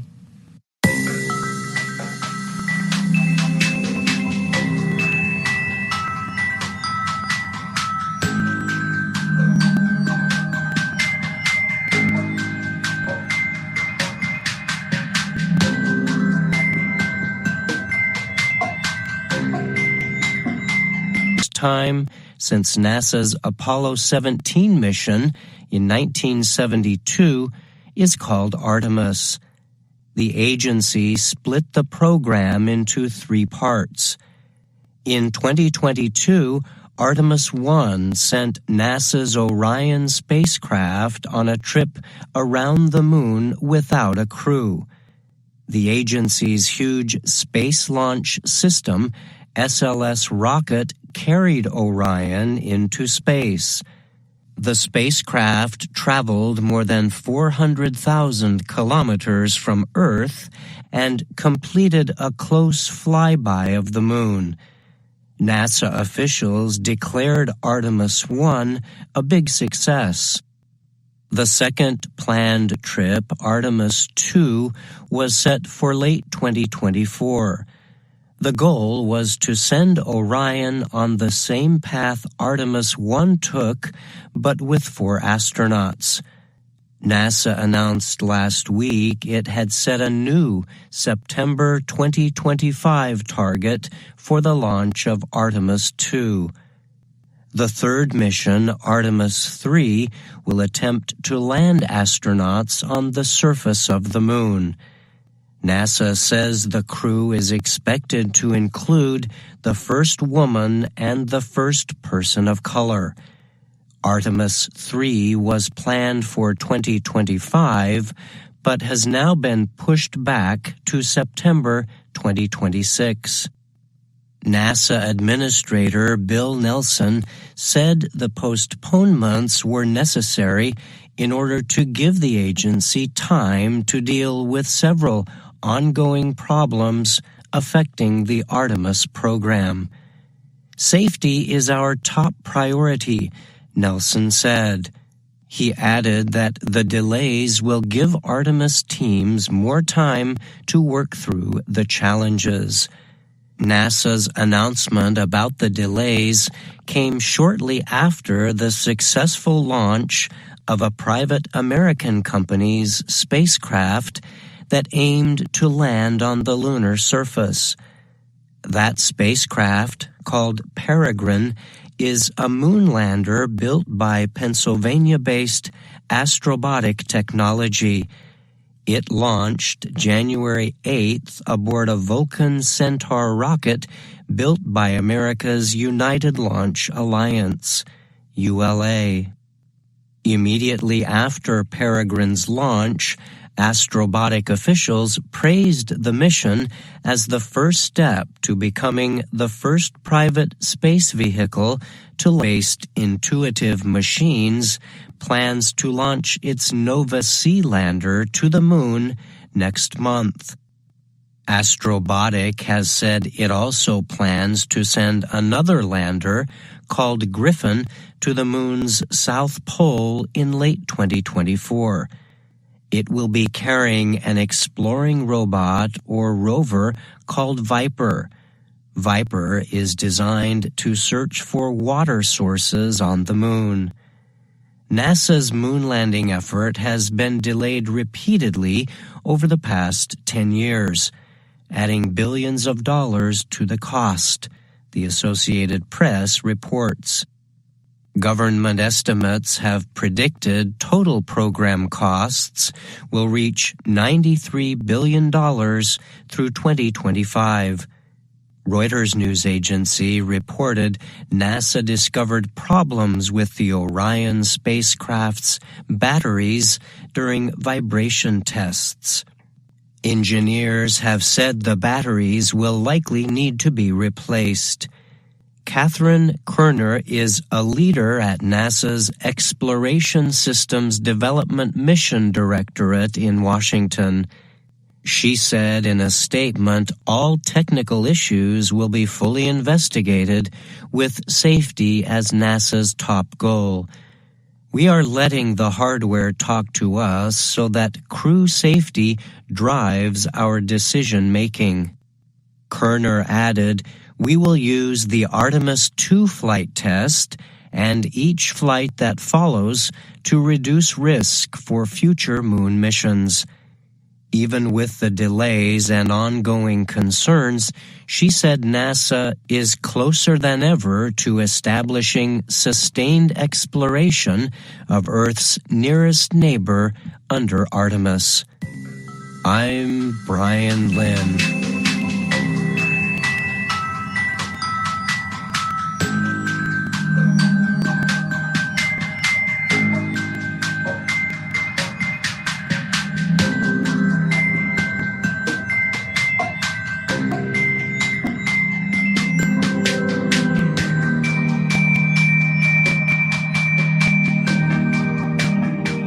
Brian Lynn is here now to talk more about his science report. Thanks for joining me today, Brian. Of course, Ashley. Glad to be here. In this week's report, you described some changes to NASA's moon mission plans. Would you say these announced changes, which relate to the timing of planned flights, came as a surprise? Well, on the one hand, I would say it was kind of a surprise, just because only weeks ago NASA was talking about looking forward to another test flight this year of its Orion spacecraft. And this time, the flight was to include astronauts also riding aboard Orion on a distant trip around the moon, which the agency seemed very excited about. But these Artemis missions have already faced delays, and NASA says these are necessary to resolve remaining issues to ensure safe and successful flights. Has NASA identified specific issues that set for the moon missions would simply not give engineers enough time to deal with these issues? Okay, thanks again for joining me, Brian. You're welcome. Thank you, Ashley.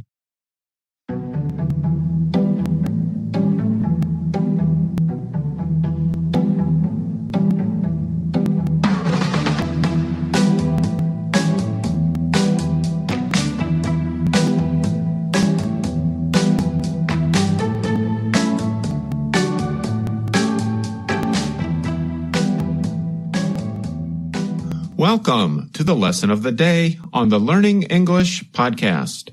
My name is Andrew Smith. And my name is Jill Robbins. Thanks for joining us. Today's lesson will help you learn more about the English you hear in our video series, Let's Learn English. The series shows Anna Mateo in her work and life in Washington, D.C. Here's Anna introducing herself. Hello, my name is Anna Mateo. Today, we're going to look at Lesson 9 from Level 2 of the series.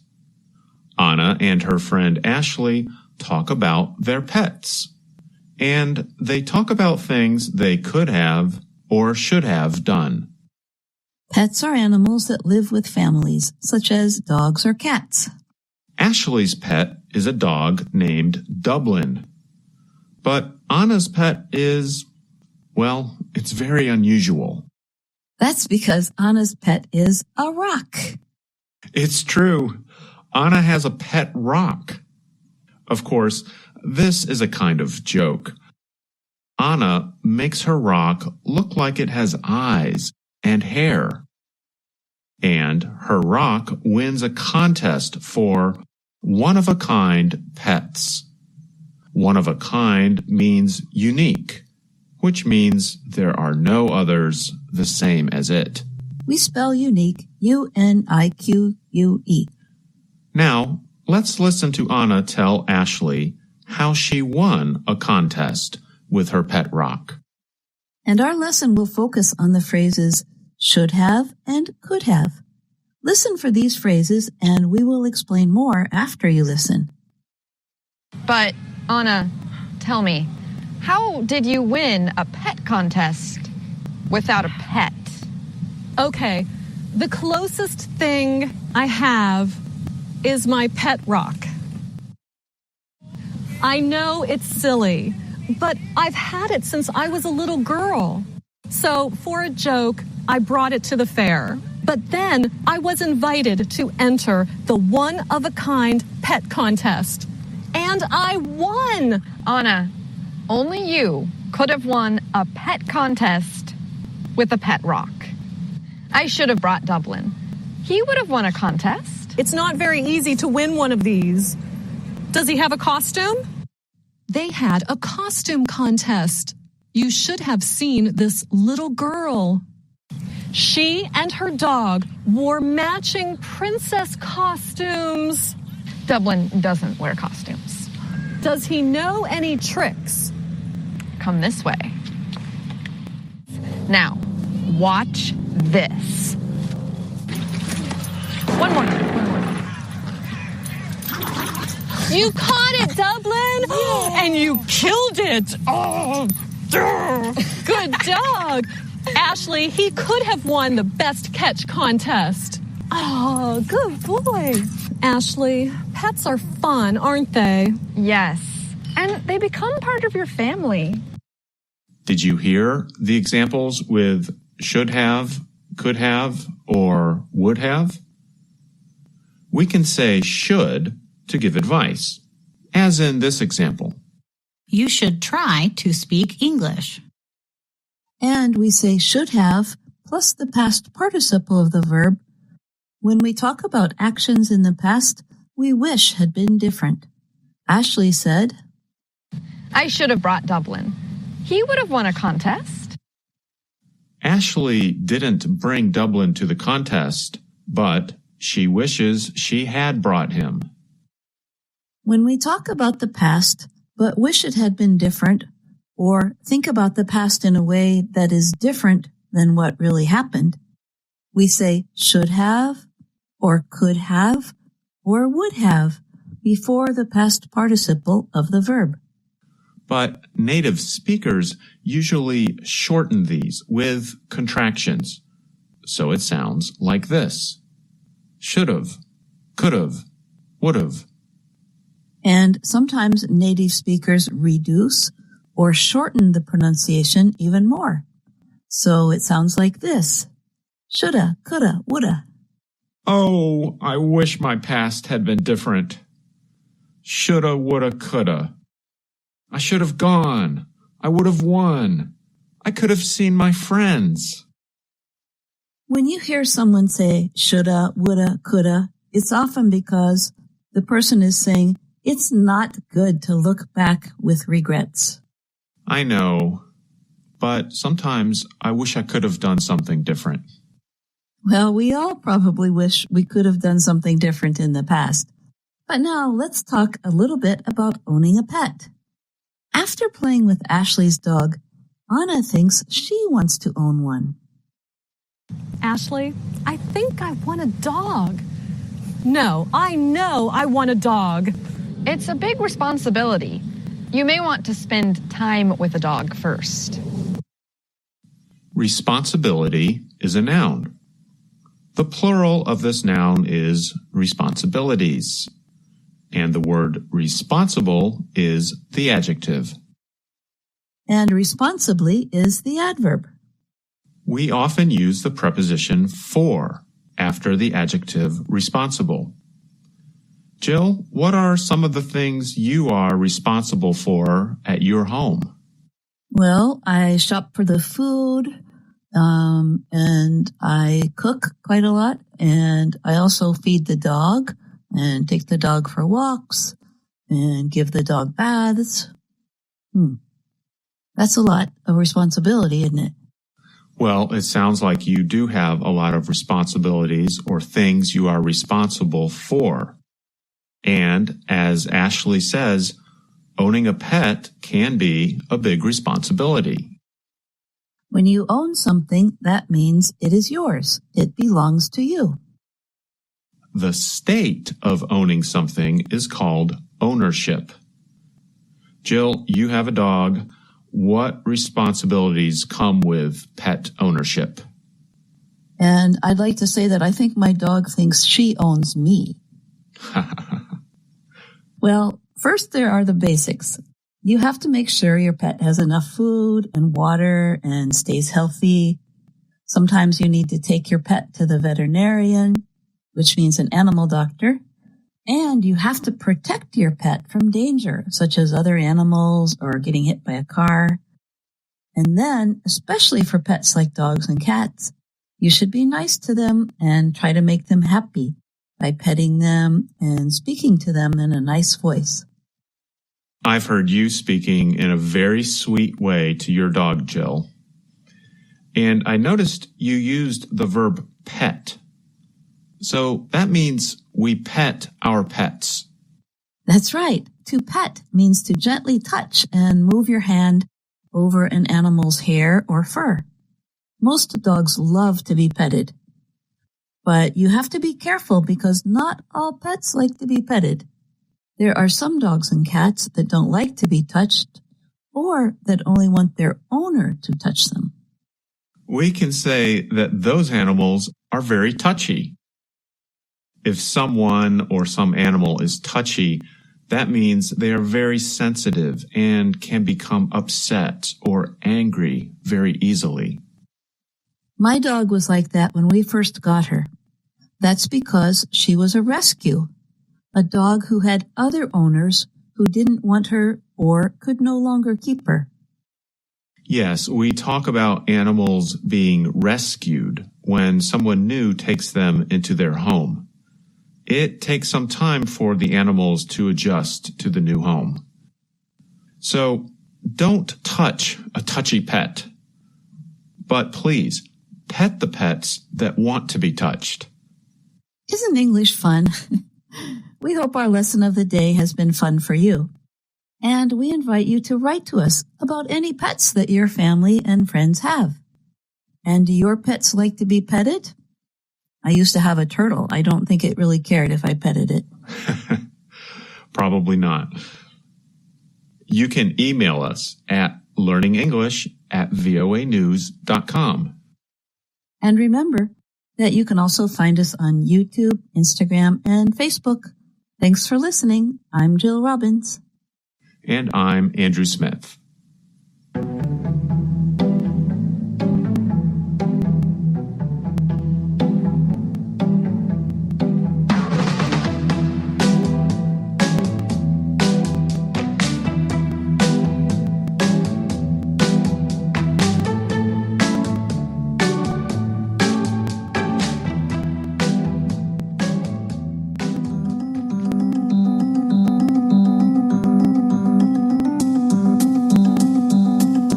That's our program for today.